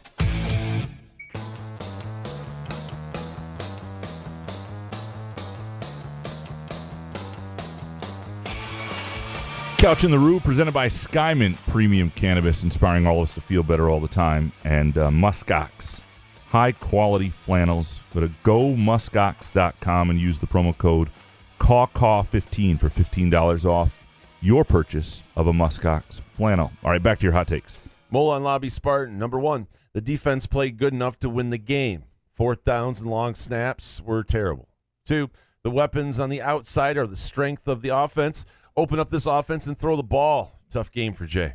And three, didn't lose because of them, but refs were ass. Many bad calls. There was the 3rd and 1 where I've heard some people say his knee was down. It looked to me like that was Elijah Collins got the first down. There may have been some others that stand out, but again, that's not what cost him the game. The offense really cost him the game, and I think this is a game that you regret if you're Michigan State because you actually had a much better chance than any of us anticipated. You were much more competitive at the beginning. Dino Spumoni. Number one, the post-game shit show will negatively affect recruiting. Two, both sides of this rivalry need to calm down. And three, MSU finishes the season 1-3. I do think 1-3 is a very possible finish. 2-2 also just as likely, but 1-3 gets you to 4-8. And 4-8. I'm not saying 5-7 is a whole different world than 4-8, but 5-7 feels a heck of a lot closer to 500, even though it's just one game better. And 5-7 also gets you going into your last game of the regular season playing for something, and I think that is meaningful. So I think winning those two middle games in November is really important, especially if things don't go well at Illinois. Room temperature takes next. Running trick plays and airing it out while up 22 with a minute to go. Classless or fair game in a rivalry. MSU should have left it at that for the next year's chip on the shoulder. Instead, I got to deal with the tunnel BS. I don't think this carryover is going to be that bad. I really don't. And it is right now, but as soon as time starts to pass, really. I think there are things in the rivalry that will be, people will remember it. Sure. But it's not so much a disrespect thing. You know what I mean? Like, it's different than like planting a flag or saying something after the game that's snarky and I don't know. I don't know the effect. It's a good question, and I don't know how if it all changes things. What Michigan State mostly needs is just to be a better team than it is right now, and have a coaching staff that can maximize the playmakers it has. And right now, that's not happening. Joseph Cooks, number one, with two legit threats at wide receiver, Reed and Coleman, an average running back consistently gaining 75-plus yards would make a big difference. Two, on passing downs, Thorne has only been as good as his first option. And 3, losses on national TV are going to continue to result in decommits from our best prospects. So that's the other thing I think wasn't helpful yesterday by the way the second half went. And look, if you're a kid and you're all set to come to Michigan State and they have a rough second half and you decide now you don't want to be there, like you're a real fickle fucker, you know? Like I don't really know what you're going to have a rough time in life because like you should want to go someplace for relationships, for opportunity, for all sorts of things. But that game had a chance for Michigan State to look like that, you know. I mean, that was ABC, national TV. You know, all the games are national TV now, but it was prime time. Had a chance to look like MSU was still a factor, and they kind of lost that. Lucas next. Number 1, Jay sucks more than Scotty right now. Scotty is trying adjustments. Both should go, but Jay's seat is scalding hot. 2, not victim blaming, but we need to know the full story on the tunnel fight. Not great for either side. And 3, congrats, Graham, on the girls' 5-ever renewal. It's a big deal. Now, it's not through, I believe it's somebody else picking it up, though. It's not through Peacock. So, yeah, a little alarming for all this. Yeah.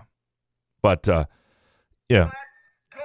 No, I am, look, 4 guys have now been suspended, right? And so we'll see if anything more comes out of that. We'll see if we get more of the story as time goes out about what was actually, what caused and precipitated it. I mean, we all have our theories. But there are different levels, you know. If you know somebody comes in and starts talking about your mama, you know, or threatens you in a certain way, or whatever, it may. Do mom jokes still hit hard? I don't know. Do they? Back in the day. Back in the day, you had to fight for your mom's honor. And it sucked. Your mom's armpits stink, and the next thing you know, some kid would take it personally or something. Well, and it sucked because you felt like if somebody made fun of your mom, you were supposed to fight then. I don't want to fight. Right, because they knew who your mother was. Right. And I had people who fought my fights for me. So that was always awkward. I was like, Marcus, I need help. All right, let's get this done, you know. White privilege. Yeah, it was something like that. Plus size softball dad. Number 1, Harbaugh being cunty, running trick plays late in the game when they're up by 3 TDs, shows how much losing to Michigan State bothers him. 2, weird how often Michigan is involved in tunnel scuffles and no team ever has issues. 3, only MSU could have their long snapper hurt multiple weeks. It's a bad deal, no question. And you're right. You don't hear these scuffles in the I mean, they're if you're Michigan at this point, like you've had some pushing and shoving. Now you've had your guys beaten up. So here's the deal. If it happens again, it's on you. Like it is on Michigan now to make sure these teams do not go through the tunnel together. If it happens again, like at a certain point, you're the dumbass. Right now, what Michigan State did is an escalation of anything that's happened in any of these tunnel beefs, and it's largely on MSU, even if there was some, if it was prompted by something. But the antagonist shouldn't create what happened. But if it continues to happen, like that's on your ass. Gavin Haas next. Number 1, Jay Johnson is not seeing heaven. Wow. He killed all momentum that MSU had with his play calling. They can't cover Keon Coleman. Shotgun handoff on 4th down. Keon Coleman's one-on-one on the outside. Let's run the slowest developing run play you'll ever see. 2, the defense absolutely shined in the first half, almost to the point where I believed in bend don't break again. They held Michigan to field goals when it mattered and really impressed me for the first few drives. Only questionable decision was having Windman in pass coverage. And 3, the Peyton Thorne experience has run its course. He loses all confidence after a bad drive, and it just seems to be over at that point. If you want to help your program's future, you play Caden Hauser to end the season. Get him some in-game experience. You're not going to skip over Noah Kim. You're just not going to do that. And but you know, if you made a point, like if Jay Johnson tomorrow, if they decided they needed to look at another quarterback, I mean, there are a lot of things that should be on the table after you have an offensive performance like that. And Jay Johnson's taking the brunt of it, and I think it's deserved. And I think Peyton Thorne's had a rough go in terms of what's around him, and he's lost some confidence. And but at a certain point, another kid deserves a chance to see if he can be a spark.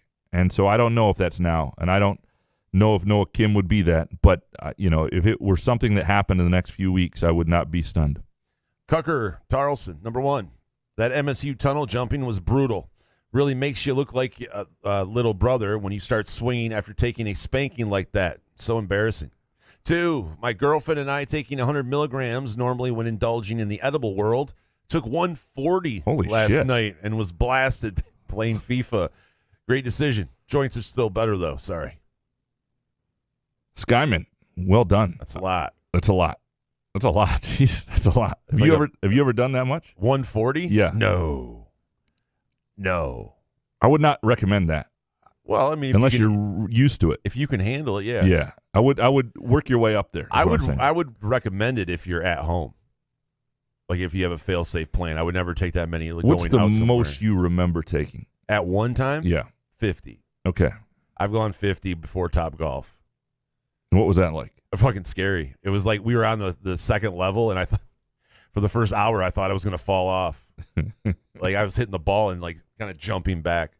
But I mean, after like 10, 15 minutes, you're fine. I've done. So there's 10 and 1. So I've done 30. That's the max. We got to do a show with you doing 30. Yeah, I don't know if that would go well. Yeah, I know. That's the point. Yeah, because I do lose. I mean, One of the shows in July, like a week, we need to just do 30 MGs and see what happens. Like 20 gets to, no, I don't know. It's, yeah. Treese upped hers to 10 MGs at one time, and oh boy, from her usual 5 MGs. Man. Pat Caverly next. Number 1, how many personal fouls by Jared Horst are the coaches going to tolerate, and why hasn't it been stopped? And 2, incident in the tunnel is a horrible black eye on the program and university. Basketball season can't get here soon enough. I'm fired up for basketball. I don't know. Yeah, I don't know what it is. I don't know if I'm just tired of parts of football. I don't know if I just love basketball a little more. But it helps that the football season's a disaster. Yeah, it just feels like there's something new energy is what I'm looking for. Yeah, somebody else to cover. And the thing is, with basketball, and there have been some years where basketball's been miserable. I'll tell you, the most miserable MSU basketball team I ever covered wasn't even one of the years where shit was really going wrong off the court with stuff in the university. I mean, there have been some of those, and obviously the pandemic year sucked when everything was on Zoom. But the 2014-15 team that made the Final Four, that team, when they were a bubble team, I remember talking to Matt Costello in like January, and he's like, yeah, this isn't a lot of fun. Like, they hated it. They were unhappy. And that was bad energy. But the access was so good, and the games come in such rapid succession that things can change. It's just a different kind of vibe, even when things aren't great. Eric Larson next. Number 1, a surprisingly boring game. Interesting a little in the first half, and then just a snoozer, little drama. 2, J.J. McCarthy not really dominant or much better than McNamara. They will struggle against Ohio State. And 3, only 8 days to the opening tip. And by the way, Eric of the Final Four is not on the schedule podcast, so does a fantastic job again. If you're looking for another podcast, it's a great listen, and you can download that anywhere you get your podcast. McCarthy to me is, I mean, I obviously has a world of talent, but he doesn't really, I don't think he scares anybody yet. It's because they're so effective running the ball. I'm very curious to see that Ohio State matchup because I think Michigan can cause them some problems. But I think Ohio State has been bracing to sort of be punched in the face by Michigan for a long time. And I don't know. I think Ohio State, especially if they're healthier at receiver, in Columbus, the weather's decent. I would take Ohio State. Riley next. Number 1, MSU did nothing wrong in the tunnel. Why is the Michigan dude alone instigating a situation? 2, MSU's bad spot on the early drive and the roughing the passer penalty did MSU in. And 3, Graham, is a sunny side egg up burger the same as a sunny side up egg burger at Hopcat? I think so. Wait, it's like a riddle. Is a sunny side egg up burger the same as a sunny side up? Yes. I'm going to say yes. I don't know the answer. I don't even know how to Google that. It would take hours.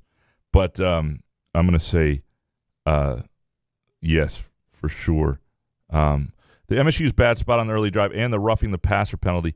I had forgotten about the roughing the passer penalty. That was the roughing. There was another one that should have been targeting on Michigan that wasn't called. At least if you slowed it down to slow motion. So there were a number of things that everything looks worse when you slow it down in slow motion, though. But there were so many things that didn't go MSU's way. But what really didn't go MSU's way is MSU's own offense in the second half, and that's where all the blame lies. Yeah, because even the long snappers bailed out by that. You can say, well, that if it had been a close game, that would have been a really bad punt and situation. But Michigan State shouldn't be punting down there all the time. And also, if the game had been close, that's your problem then. But they had already lost the game at that point. Nick Stenholm next. How this fight and aftermath are handled will be the tipping point for Tucker. His third season, he has fielded his least disciplined team. D'Antonio built MSU with discipline on the field, beating teams they were even or better than talent-wise. Reckless talent doesn't beat discipline.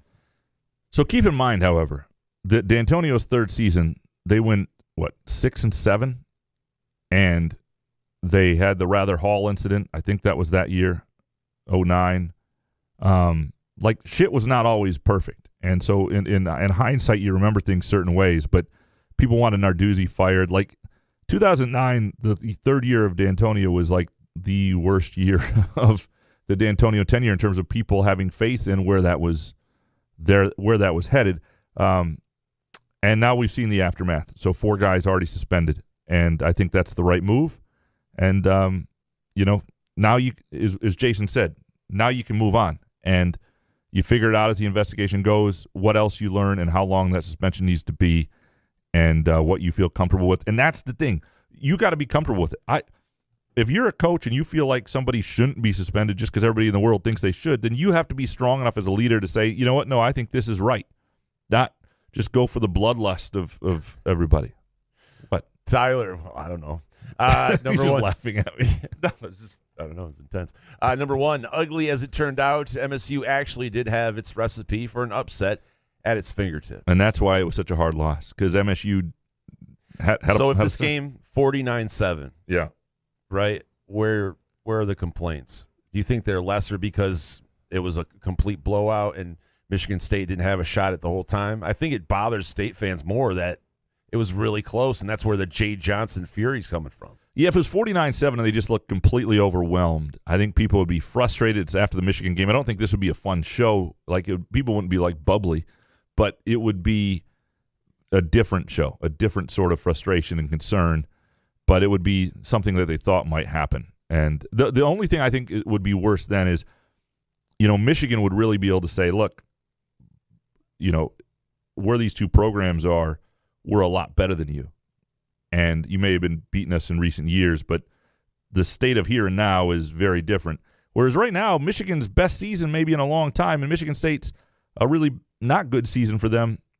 That was a pretty dead even first half. And so I don't think there is that ability to say that you're although that said, the second half was just totally lopsided. Chris from New York. Number one, Peyton Thorne will be the backup next year. Doesn't elevate the offense and feels like all big throws are 50-50 balls where receiver does the work. 2, Mel Tucker slapping hand off head was justified. The obnoxious fan laugh after was classic Michigan. And 3, if one more 4-star decommits, MSU fans should panic. I think one more will. I think 2 more might. What they really need is to add a couple. It's been a while. You know what I mean? That's what they need. They've gotten some kids for the 2024 class, but nobody trusts those kids will actually sign because that's here it comes. Long way away. Oh. No. Just it's like a 16 the classic takes coming. Well, yeah, no, I'll stay away.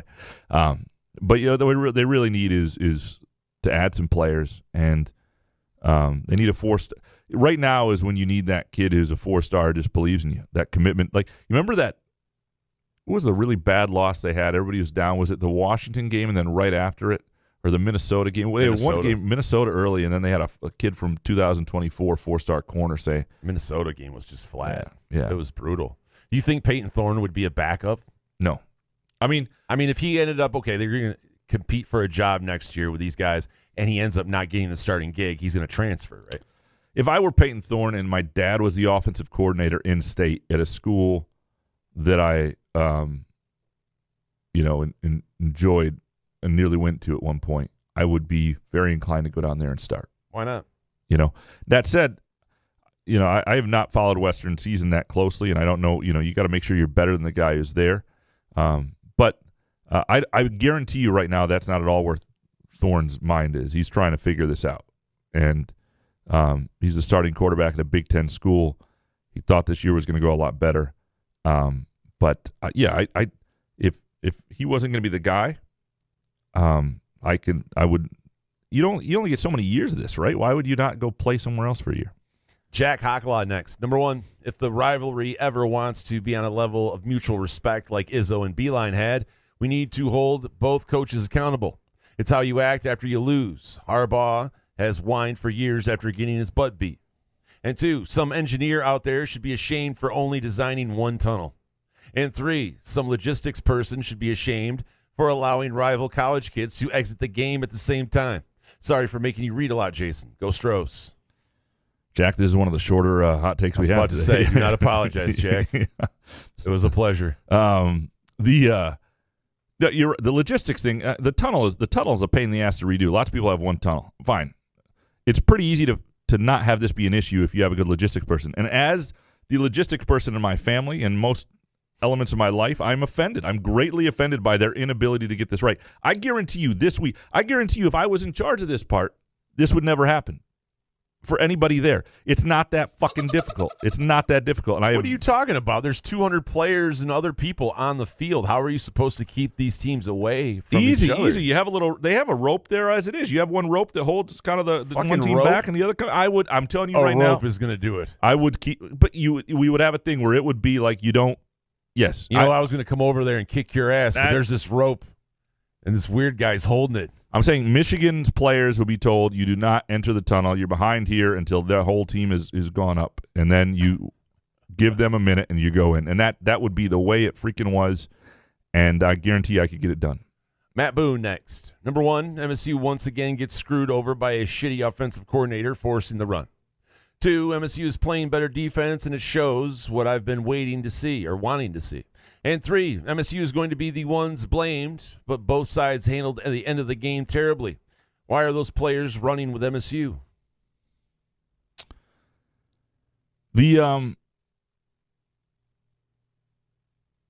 It's a good. I mean, look.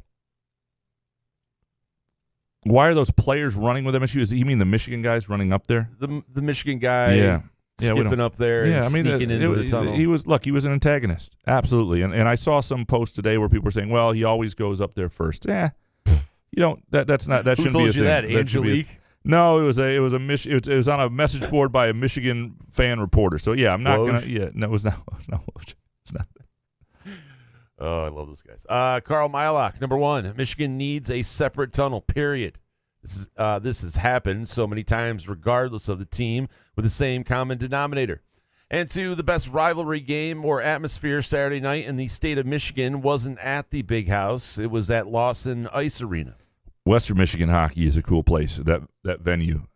It's actually a place, though, that for a while, the students there were so crude that, like, families wouldn't take their kids. Like, they would take them to the K-Wings, like the minor league game, because it was just like they called them Lawson lunatics, and the things they shouted was like, I can't let my kid hear this. Like, it was just like what? Is it something they don't see on TikTok every day? It's been a while now. It's been like a decade since, but I just remember that being like an issue they were trying to address because like people were like, I don't want my 8-year-old hearing that. I just don't. We don't need it. And but it is an outstanding atmosphere. But that was also before they were good. They got really good, and I think things have changed a little bit too. David Witcher next. Number one, encouraged by the fact it would have been a close game if State had a competent quarterback and offensive coordinator. 2, Graham needs to ask why Johnson always wants to run on 2nd and long. To get those yards back. Yeah. Come on. I think the more interesting thing is the data that we saw earlier on some of the short yardage where they've been less effective and more effective passing, and they need to do that. And I hope Jay Johnson's available here soon, and we have an opportunity to talk to him. And I think one of the things that is needed is sort of him to speak in layman's terms of what they're trying to get done and where the challenges are and what's kind of gone gone wrong. Interesting first point, though. Encouraged by the fact that it would have been a close game if Michigan State had a better QB situation, an offensive coordinator situation. And I think that the most encouraging thing for MSU absolutely is that you were not completely overmatched. And what's a year where it looked like that might be your reality, it was not. Grob up next. Number 1, third tunnel incident by Michigan players in 1 year. Ohio State, Penn State, and now MSU. Harbaugh is classless in running reverses and throwing bombs in the waning moments. Michigan players were taunting MSU players and waving them off the field. U of M is classless. 2, Kapilovic, as run game coordinator, reminds me of Jim Bowman. No imagination. Almost everything between the tackles. And 3, the defense deserved better. They played a great game and forced 5 field goals, but special teams and 3 and outs by the offense did not give them a chance. But is it tough to have imagination with guys up front that you don't really so trust? Hard. I mean, that's the thing. Like can you really bust his balls unless he gets his guys? Or I don't know. I mean, to me, the offensive line is such. I mean, it's such a limiting thing. And Tucker even brought it up. He said that was their issue in the second half, and they've got to know they have that issue and find ways around it and find ways to utilize the guys they have. But the big thing too is I just don't know how it gets better next year, and I think they probably have these concerns deep down as well. Matt Venny next. Number 1, Tucker can label them all he wants, but penalties are applied the same on the on the field regardless, and this team commits too many of them, which is unacceptable, especially when it's the same player doing the same stupid shit. 2, I've had enough of these spin takes with Jay Johnson. Either he doesn't know the offensive line is ass or he's just clueless. You don't consistently call those run plays on 4th and short if you know what your offense is. Talent, wide receiver, and tight end are being wasted. And 3, if the teams were flipped and an MSU player had rushed into the tunnel with Michigan, the narrative would be he's looking for trouble. Tuck has no control over the program, and Michigan players were right to defend themselves. Michigan wants to act like everybody else but be treated differently. Yeah, I don't know if this is the case, but I do feel like there are a lot of MSU people who feel like this, that if the roles were reversed, that Michigan State would be being blamed today. And Dan Murphy would be there doing a live report. Yeah, I mean, that's the way I understand that sentiment. And by the way, if an MSU player had done that and skipped up there and ended up getting shoved around and hit, and punched or something, I'd be like, well, that's what you get for trying to antagonize the other team. I don't know. In the tunnel, it's just, I don't know. Gideon next. Number 1, how does Graham not having some FBI man on his ass yet? He hangs out by preschools all day, teaches a youth soccer team full of other people's kids, says fuck kids, and now he's handing out edibles to 3-year-olds. Hide your kids, hide your wives. Graham is coming. That's the Hopcat hot take of the day. That really should be the Hopcat hot take of the day. And there is FBI out there. 2, Kenneth Walker was always going to be remembered finally by State fans, but the immediate collapse of the team following his departure has elevated him to almost mythical status. That and the way he's performed once he got healthy in the NFL. Like, I think that's it. When you watch what he's doing in NFL guys, you're like, oh. And is that success going to happen? I mean, is that going to be good for it? People talk about recruiting with the tunnel thing, but watching Kenneth Walker succeed like that in the transfer portal has to, it has to help. Yeah, I think that's a much bigger factor than anything with the tunnel. Like if you're I think frankly there are lots of. I think Michigan State's a very attractive place through the portal for a lot of people. Whether those people are right for Michigan State is another question, but a lot of guys have come in with great opportunity, and I think that they're, and they missed out on some guys too who were big deal transfers. But if you're a transfer and you're looking to play right away and you're looking to play in the Big Ten or get a fresh start or play up, whatever it might be, MSU is a pretty attractive spot just on the opportunities that they've given transfers to this point. Bo McJunkins, number 1, D'Antonio was allowed to handle Rather Hall. People need to give Tucker the chance to handle this. 2, our player behavior aside, the Michigan journalists, looking at you, Woj and Angelique, need to point out that Michigan consistently finds themselves in this position. Devin Bush and the Spartans, Spartan walk that never had an issue. PSU last week, Ohio State before. Juwan Howard, it's the program. 3, Graham says no blue wall, but a column in the Freep Saturday night says the team that's lost 10 of 15 in the rivalry is the state's premier program. Get out of here. They've won less Big Ten titles than us lately, and we've been to the playoff the same amount of times. Yeah, I mean, in the here and now, they're the better team.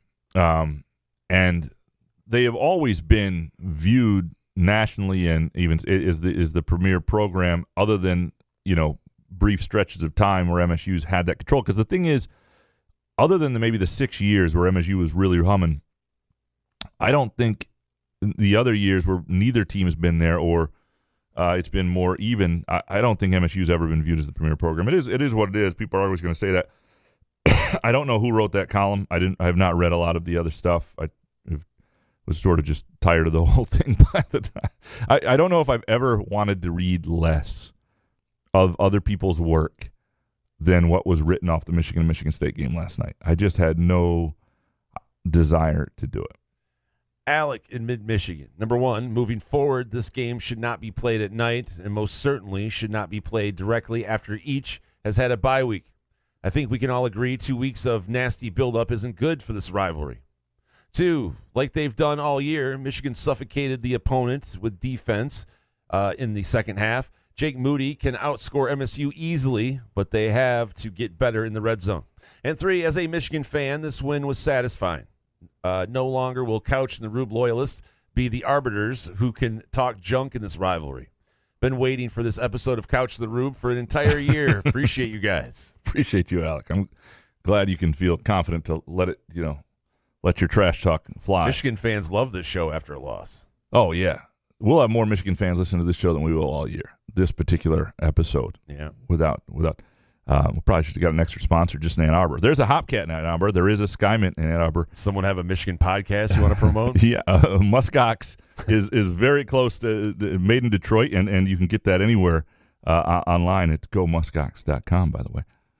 So we should probably answer one of his. Nah, we don't have one of his actual. It's 11:35. It is. Is it 11:35? Yeah. Jesus Christ. I know. We appreciate you, Alec. Did I just say Jesus Christ twice on air?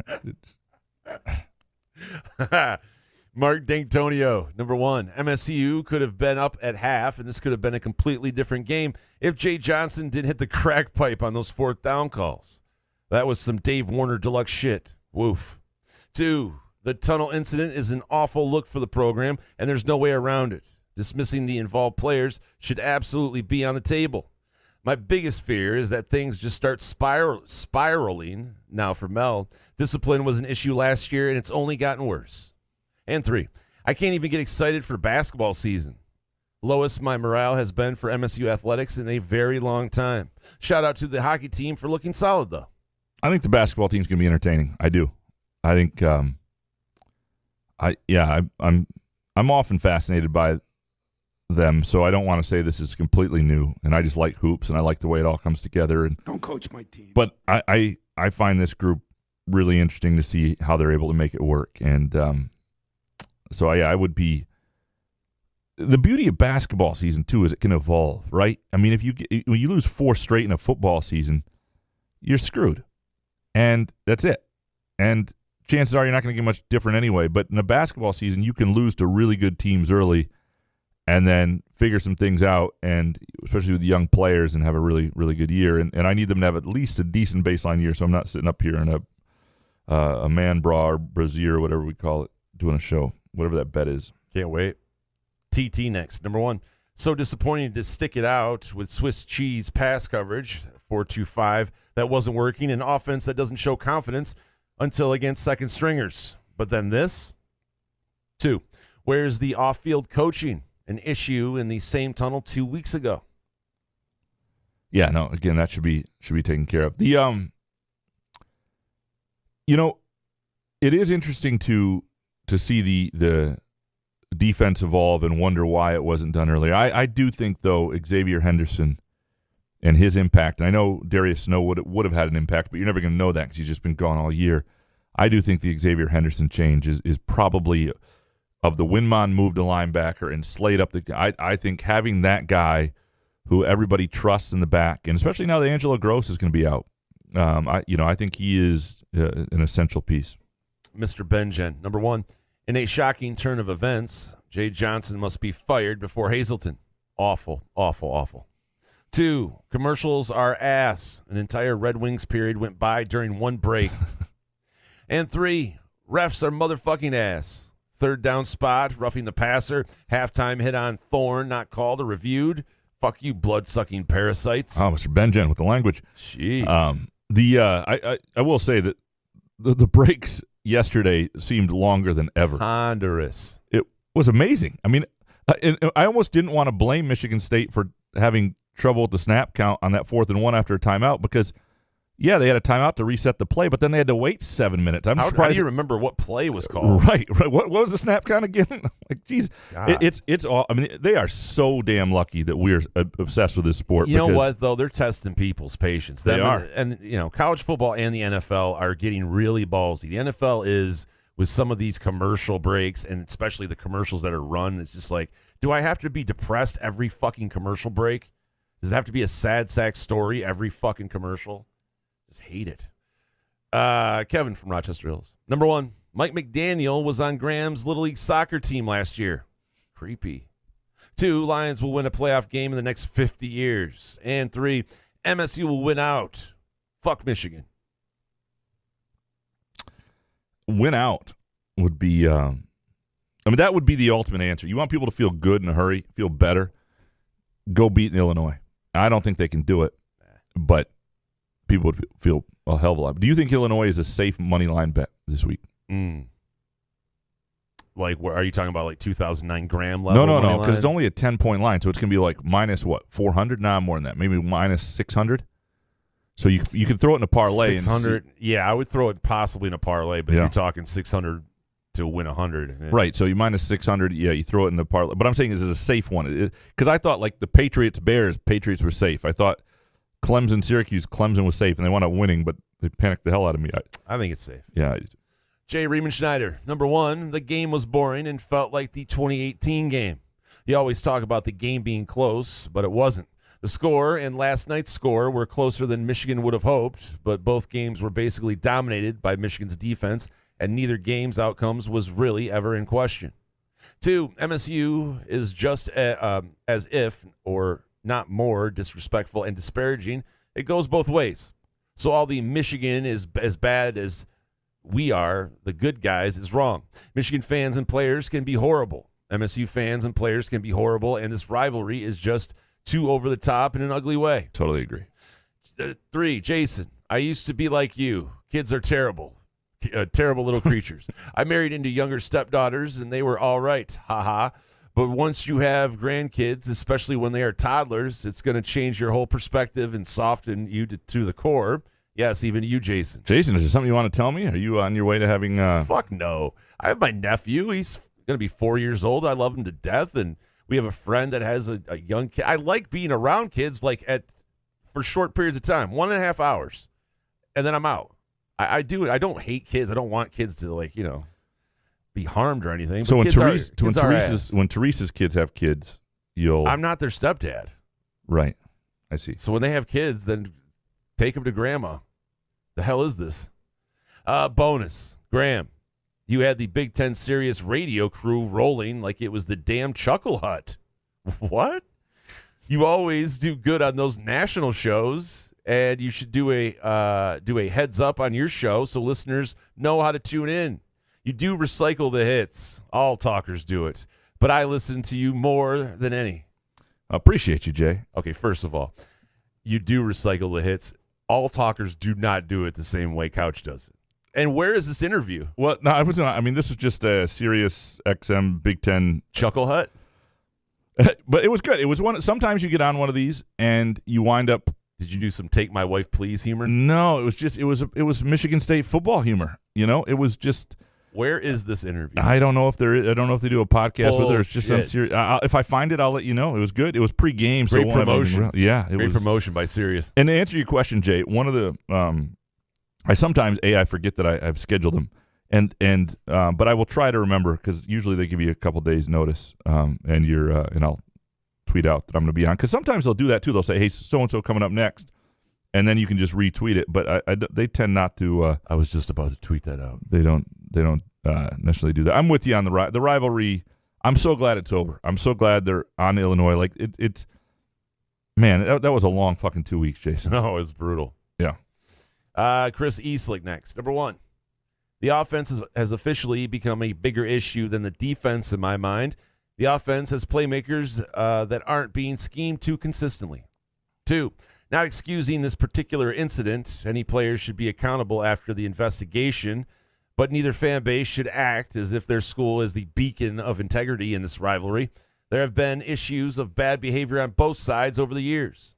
And 3, one of the questions at the press conferences this week has to bring up the handling of security and control in the Michigan tunnel. Regardless of who is at fault, this has happened multiple times. Something needs to change. And bonus, everybody's favorite. Tuck running, says the guy with a losing record against the coach he's making fun of. Yeah, it does. It is. Oh, stop! It was a funny line. It was a funny line. It's a rivalry thing. No. I appreciated the snark. I would have done the same thing. I would have almost made fun of myself then too. Like is what I'm saying. Like I would have said, like Tuck running, and I don't know. I don't know how I would have done it. I said, well, you want some Hoff? No, but I would have just found a way to be self-deprecating in the moment too, because it would have been even funnier. Like I just Tuck running. I mean, I would have made it a Chuckle Hut moment, like the Sirius XM crew, and it would have been really selling that serious interview. Yeah, sorry. Yes. You wasted all the yucks on them. Andrew Gauthier. Number 1, Spartans Coney Island is a hidden Coney Island gem in Michigan and very underrated. That's true. 2, the kids are playing their asses off and the coaches are screwing it up, Caw. 3, the hot seat is flipped. JJ's ass is now getting warm.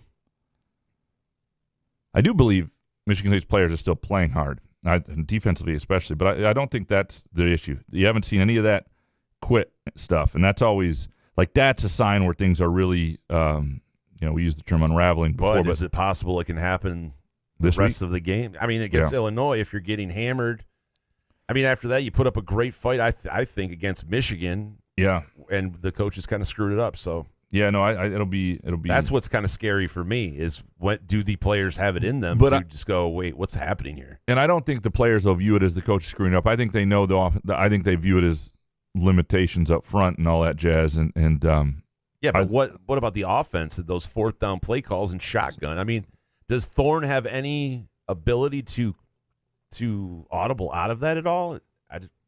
Yeah. No, it's just weird.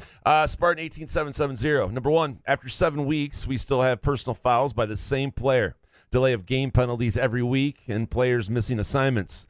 John L. Smith would be proud. 2, Tucker says it's an execution problem. He is absolutely correct. Let's start with all the coaches not named Courtney Hawkins. And 3, constantly having issues with the visiting team in your tunnel, visiting coach being assaulted on the way off the field. Harbaugh's correct. There should be an investigation on this and why Michigan cannot do simple security issues in their own facility. And bonus. Sorry, Jason, but this show won't end until midnight. Caw-caw. You're absolutely right. The John L. thing's getting brought up a lot here. I mean, the John L. Smith era, I lived out of state the entire time and don't remember how people felt really. And so, I mean, I have a feeling you've looked back on it. And true. Like, the stories of covering them were amazing. Like, he wouldn't answer the Lansing State Journal's questions. He called them the Daily Bugle, and he was so pissed off at Todd Schultz, the guy who had my role. So, I mean, I've heard the stories, but it is one of those things where I can't reference it the same way I can't understand like Nick Saban era, even Bobby Williams. G.E. Miller, number 1. Without Walker, Jay Johnson has run 2 of the 3 worst MSU offenses of the 21st century. He's got to go. 2, fundamentals, discipline, and player development are deteriorating quickly. Along with poor schematics and play calling, this staff has lost my faith, and I wouldn't be sad if none returned. And 3, Harbaugh and Manuel's response to the incident were grossly eager and inflammatory. Having not seen it, the media reporting seemed exaggerated. No note of what instigated it, and during, I saw shoving, but not the kicking and punching a down player. Incident not good, but what the fuck, media? I don't know. I mean, there's always going to be a little bit of, oh my God, what just happened? But I also think it was pretty severe in the moment. I mean, if you've ever, most of us have been around an ass kicking once or twice. But how long did it last? It seemed like it lasted during the amount of time the video lasted, and then the player ran to his locker room. I think it had started before then. It spilled into that area. That's why the video started. It started before then, and it spilled in to that area. The Jay Johnson, 2 of the 3 worst offenses of the 21st century for MSU is a valid point. I also think, though, it is worth reflecting on just the state of things that D'Antonio left him with. And maybe D'Antonio is a better coach and his staff could have got more out of this. I don't know if offensively anybody would agree with that.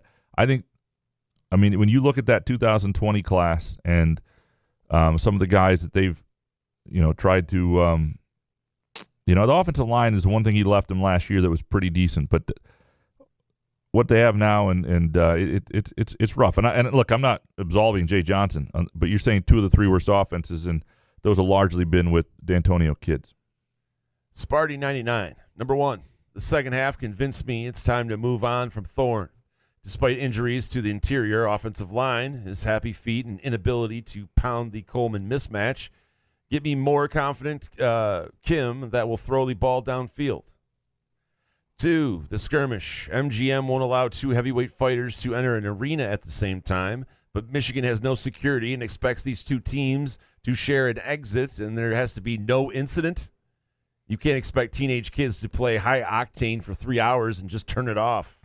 It's a fair point. That's kind of your point in a lot of ways. And that's the Hopcat hot take of the day. Since he agreed with me. Yeah, no.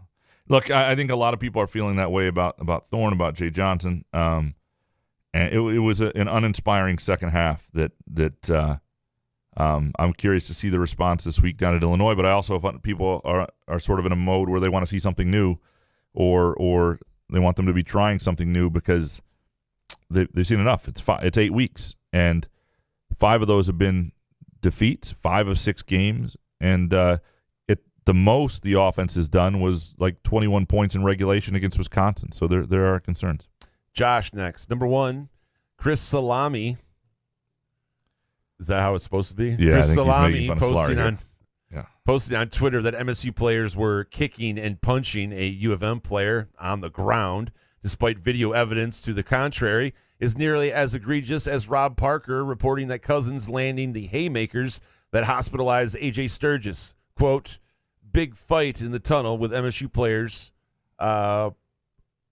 punching and kicking Michigan player as he laid on the ground. Matt Charbonneau, Kyle Austin, and me were right in the middle of it. So he was. I mean, I don't think the video shows you everything, and I'm not going to look. Chris Solari is an honest dude, and he was right there, and he saw it with his own eyes. And I'm not saying I don't know how many. He's looking at his phone. He obviously wasn't enough because he couldn't hit the right button to get it to play. But even before that, before those guys got their phones up, it was happening right there in front of him. That's what he saw, and it looked like they were throwing punches, and they were certainly throwing kicks. Whether they delivered or whether they landed, I don't know entirely. But and secondly, don't take your helmet off if you're going to go do that stuff. No doubt, leave the helmet on. But Solari was right there watching it, and a lot of stuff. I don't think the whole thing was caught on video. From the woodshed next. Number 1, Mel Tucker is James Franklin 2.0 with clock management and 4th down decisions. 2, the defense played their asses off, and both Jay Johnson and Ross Ells fucked it up. Caw, motherfuckers. 3, props to Hazleton for improving the defense. They were gritty and relentless the whole game, despite our coaching and offensive ineptitude. This group can be scary good in the future with better talent in this scheme. The Mel Tucker, James Franklin stuff is yeah, I mean, Mel Tucker's going to have to prove himself in the next couple of years, and the jury's going to be out. Michigan State's going to stick with him. They want this guy to succeed, and I think most fans should want him to succeed too. But right now the jury's out, and that's to be skeptical is fair. The VUCA rep next. Number 1, if you're solo, be quiet. 2, build 2 entrances. 3, 6 fouls, please, and thank you, NCAA Hoops.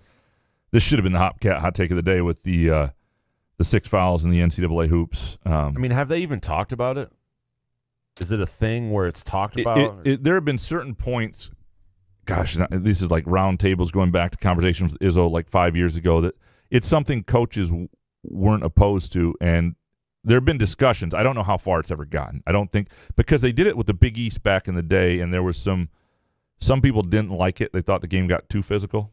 So they did it just in conference play. But there were conversations about it, and I don't know how far it ever got. Call me Al. Next. Number 1, there's not one aspect of the program trending in the right direction. 2, last night is a fork in the road. If Tucker can't make this the bottom, which I don't think he can, watch out. 3, Tuck ordered a hovercraft for recruiting photos, really embracing the wheels falling off. Bonus. If Graham can have his own den urinal, then visiting teams can have their own tunnel in Ann Arbor. I don't actually have a urinal. I have my own bathroom. It would be sweet. To say, that's pretty baller. I know. I've asked for it. I've been turned down on the urinal request because, like, by who?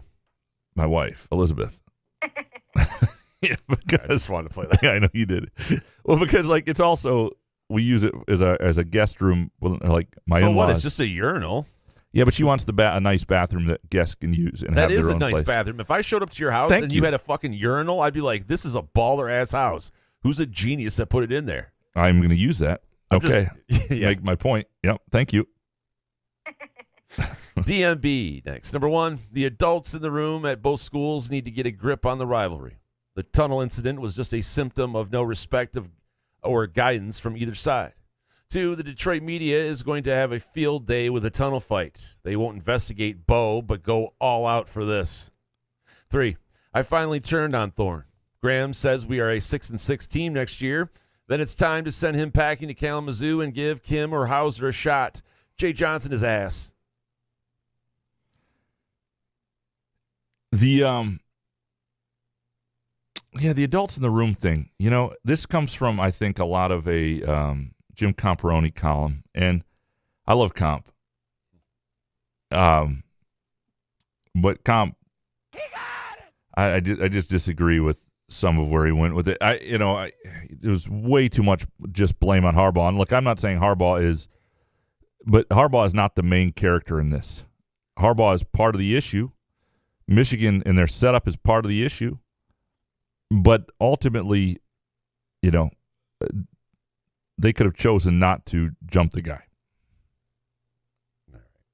Clint one-ball Baney. Number 1, if the NFL only played one quarter, the Lions would have won 7 Super Bowls by now. 2, Michigan was the better team yesterday and this year. Losing battles is acceptable as long as we win the 10-year war between Tucker and Harbaugh. We are winning that war so far. And 3, in 2 years, T.J. Hawkinson will be recognized as the NFL's top tight end, replacing Kelsey. Whoa. Because he's going to be gone. Bonus take pet peeve. People who don't eat leftovers. Really? You're that entitled or privileged that your precious palate can't tolerate food a day or 2 after it was prepared? It's why we have refrigerators, you dumb nut. I mean, I love leftovers, but that's obvious. You numb nut. No pun intended for one-ball Baney. I just don't like leftover. I had food poisoning years and years ago. I will eat leftovers somewhat a day or 2, but I don't know. If it's chicken and it's been in there for 2 days, I can't. I just can't do it. If it's been there for 2 weeks and it may or may not have been refrigerated, I'm your guy. You're going 2 weeks. I got an iron stomach. I'm going to test it. If it looks good, I'm all in. Your stomach has been battle tested, yes. No question. Corey Ostrom next. Number 1, coaching prevented MSU from having a chance. More specifically, offensive play calling. Tucker allowing Jay Johnson to call run plays on 3rd and 4th down out of shotgun is on him. Hugh Graham and John L. voice. You want to read it in John L. voice? Yeah. The players are playing their tails off and the coaches are screwing up. Ah! How about some David Ortiz? Get out of my fucking city. This little fucking city. 2, Johnson decided to commit to the run and not commit to his playmakers is why he's bad at his job. The early short stuff to Reed and Carr is the equivalent of run plays, and he went away from it.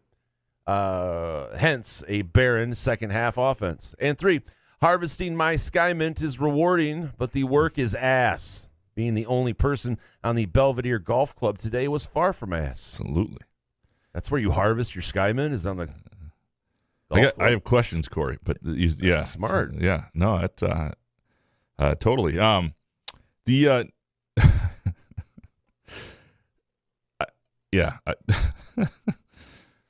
the John L. voice. Just look at no, Johnson deciding to commit to the run and not commit to his playmakers is while he's bad at his job. I think you have to force the run to some degree. I just don't think they've done it effectively. And I also think in short yardage, Professor had great stuff early on that evidence. And I just think there are better ways to use Jaden Reed. Get the ball in his hands after 3 yards. Let him make a move. That guy should be touching the ball 10 times a game at minimum. C.E. Sekena next. Number 1, too many hot takes about the tunnel. With the amount of reporters and security personnel on hand, I suspect full details will emerge. That's the time to be hot. That said, hard to see this working out well for Tank Brown. 2, Peyton Thorne probably not the problem, but looking like less of a solution. Expect the Hauser hot takes to grow over the winter and spring. 3, D has looked better. Xavier Henderson and Jacob Slade getting much deserved credit, but moving Mallory to defensive end and the improvement of Young and Dunn is also helping. Yeah, there's been enough number of shifts up there, and some young guys playing well as well. The Thorne thing, I just think it's definitely something to watch because you're right. I think that's a really well stated that he is not the problem, but right now is looking like less of the solution. Rich Searing next. Number 1. This one is on the offense. Play calling and undisciplined idiots. 2, 4th down and 1 inside the 5. Rather than take the field goal to tie, we gamble. Okay. But a slow developing counterplay from the shotgun? Even Pop Warner coaches know enough not to do something so stupid. And 3, question to Graham. Which coaches will not be back next season? That's just such I don't know, and so I don't want to guess with names. But I'll say this: I would be stunned if at least 2 weren't gone. Not stunned. I would be surprised. I would guess at least 2 are gone. And if I think defense and special teams over time have been those in question. But I really do not have a sense of what Mel Tucker feels right now. I don't, and if I did, I would share it. Dude, where are we at? Kevin Keekly. Number 1, Michigan didn't have enough DBs on the roster to cover the weapons MSU had at wide receiver and tight end. It's just bad play calling. And 2, Tucker needs to fire Johnson, Hazelton, and Els on November 28th and raid Alabama staff like Jimmy Harbaugh raids the Ravens staff. And 3, as a former long snapper, 2 bad snaps gives me anxiety, the only one Skyman can cure. I forgot Kevin's the long snapper. They could absolutely use you. I wonder what, like, Kevin, I would be curious to know if you can share this for next week or just write in any time and we'll share it. Like, when you've fucked up a couple times as a long snapper, what's in your head the next time you go out there? Like, how shattered are you in terms of your confidence? And his brother Curtis is next. Number 1, as an alum, nothing about the post-game antics are acceptable. We all hate them, but beat them on the field. 2, the emotion and intensity and ultimately the bulletin board material this game generates after the game directly impacts the outcome of next year's game. And 3, the defense did enough to win the game on Saturday. The play calling and special teams were terrible. For a team that preaches complimentary football, they might be the worst MSU team at it in my lifetime, and that includes the Bobby era. That is what's the irony is. I mean, they are awful at complimentary football. I don't think there's a worse team, period. The emotion intensity ultimately in the bulletin board material of this game generates after the game directly impacts the outcome of next year's game. I don't think this lasts like that. I don't know. We'll see. It'll be in East Lansing. I don't think MSU is going to be that great. We'll see what type of team Michigan has. Maybe there's something there. I tend not to see it. Kenton next. Number 1, does Jay Johnson have the quarterback sneak in his playbook? 2, does Jay Johnson know that coaches should call plays that follow their team's strengths and not their weaknesses? And 3, after 2.5 years of Hazelton, finally got the message and changed to a decently working 4-3 defense the past 2 games. Yeah, I mean, it's what took him so long. I don't know. It's another thing that I think one of the things the coaching staff has to work on a little bit is being a little less defensive too. And not that Hazelton's been overly there, but this is working well. And maybe it's something they would have gone to earlier if they had Slade and especially if they had Henderson. I think that does make a difference. And if that's the case, then we just need to hear that. Neurotic Pants next. Number one, if Mel Tucker is unable to coach or discipline the troops, then maybe he really should be bought out. 2, MSU Twitter. Good job, kids. Caw, coaches. 3, don't make a big deal of post-game tunnel scuffling. Suspensions, yes. Cops and arrests, no. Michigan isn't blameless. I think that's well said. I mean, it is a big deal, but it should be a big deal to a point. It can't be this. It doesn't need to be a 2-week story, right? It doesn't need to be a 3-week story. If we'll see if there's police intervention, then but it is what it is. That's out of our hands, right? It's out of your hands. I mean, you can. What a waste of police time. You can, laugh it off. Suspend the guys and let's move on. Yeah. Therese and her weekend highlights. Saving her for the third hour, I see. I didn't mean to do. So what's weird about this? No, it's okay. No, I'll just put it this way. This is such a long show with so many of these. Some of the people went earlier. I'm stunned by how late they are in the show. Like I thought I put them in the first block. And they're like there were so many. I don't know if I've ever had this many to corral. No, I was just kidding. Her weekend highlights. Number one, strolling through memory lane with Google Places is an amazing adventure. 2, big thanks to Jason for stopping me from ordering lobster rolls. I want to know what that's about. Oh, it's 3, NFL needs to use a lottery draft. Rooting for your team to lose for a better draft spot is ass.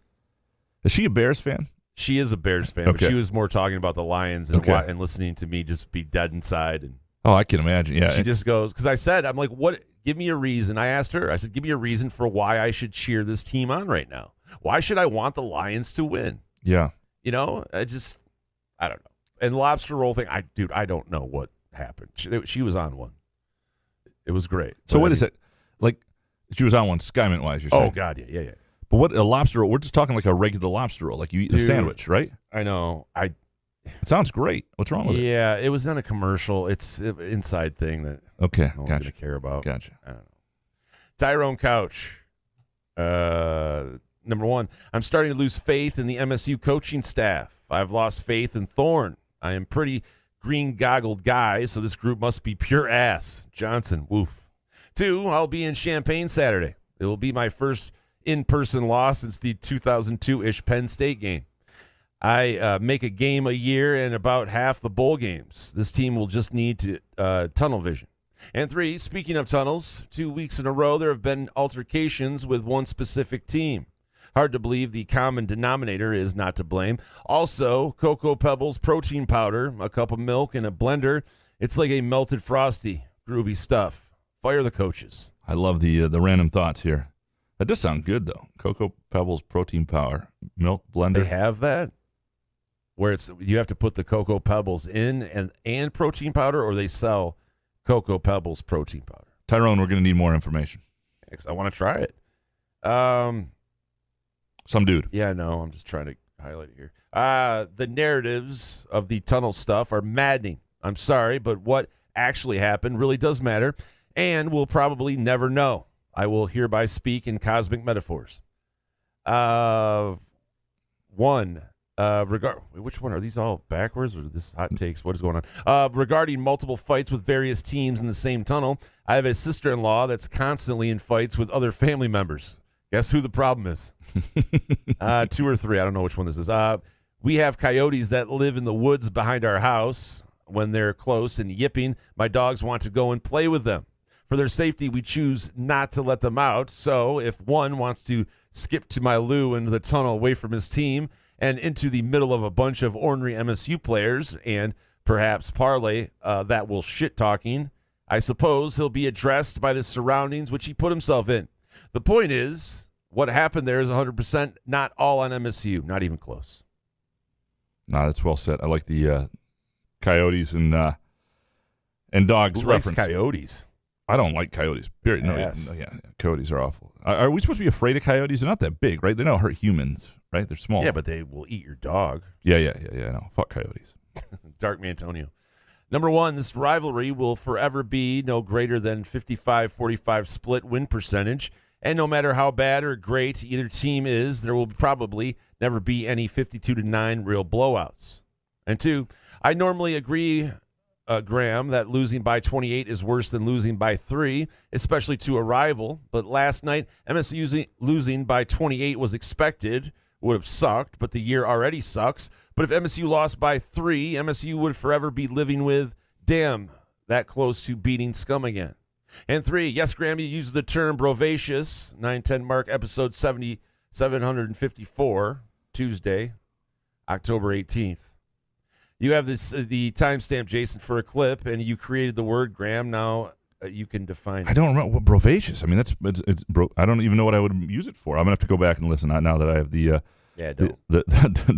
time. I do think you do see very few blowouts in this. There's the 49-3. There've been a couple big ones, but really the true blowouts. It's not just because both programs are on somewhat stable footing, but also I just think that there's so much that goes into this game emotionally beyond just the skill and that teams that are the underdog tend to play to a certain level and not be like. And you even think the Michigan State biggest blowout score-wise weren't 29-6 in 2013. Like that was a blowout, but it didn't, and it felt like one, but the score wasn't like 52-9 or anything. Ghost of George Perlis next. Number 1, college refs are ass. 2, going for it on 4th instead of taking points is ass. And 3, since the Ohio State scuffle last year in the tunnel at Michigan, this has happened 2 more times. There is only 2 things consistent with this, the team and the location. It's BS that all the footage is after the fact, and that will all the press taking the footage did nothing to stop it. Yeah, again, that's a good question. I would not have taken footage. I'm confident in that. If I had been there, like that would not have been my instinct, just because I don't like how that feels. And I think I would have been inclined to like, I don't know, those are haymakers being thrown by some big dudes, but I think I would have been inclined to try to like, I don't know, that's just who I don't know. I'm stupid that way, but I might have, my natural inclination might have been like, whoa, what the fuck, guys, stop this. Right now, either you're stuttering or I'm not picking it up because it's a whoa. Hans Jurgen, number 1, the Michigan game. We may have lost the game, but at least we won the fight. 2, poor Peyton Thorne. With this roster, we need a savior, not a game manager. And 3, with the money MSU coaches are being paid, they have to do better. And bonus, long snapper woes, WTF. These are like the most straight Hans Jurgen. Yeah, he did these at your house. He's sitting right now. Yeah, you wrote him out and put him on your desk. Yeah, Hans, don't break in. He has a key. No, and this will become the issue if it doesn't improve in a couple years, and people will be upset until then. But within a couple years, if you're getting paid to win big, eventually when you've had that opportunity, you have to do it. Jake Hawkins, number 1, never in my wildest dreams that I could have or would have thought that Jay Johnson is Dave Warner 2.0. That third quarter was completely, utterly inexcusable. You went from being aggressive, taking shots, and using the playmakers at wide receiver to a bunch of 3-and-outs because you wanted to establish the run. 2, though the defense doesn't allow McCarthy to put up eye-popping numbers through the air, he made plenty of plays through the air and on the ground to lead Michigan. Is it enough to keep or fire Scotty Hazelton? Time will tell. 3, before the new Big Ten media rights deal kicks in next year, NBC should try to get Sean McDonough and Todd Blackledge and Molly McGrath to leave ESPN and have them be the broadcast crew for the NBC Big Ten Saturday night games. It can be done. Look at how ESPN got Buck and Aikman to leave Fox. Yeah, I'm curious who the crew will actually be on some of these things because Gus Johnson. Yeah, we don't Joe always Klatt. love those guys. So I'm hoping CBS and NBC have crews that we at least enjoy because that's who we're going to get every week on these Big Ten games. So I think I could handle Gus Johnson without Joe Klatt. Yeah, I think Klatt is the one that's the one that grinds the gears a little bit. Yeah. Lastly, finally, the jerk guy. Number 1, the University of Michigan Ann Arbor has a problem with tunnels.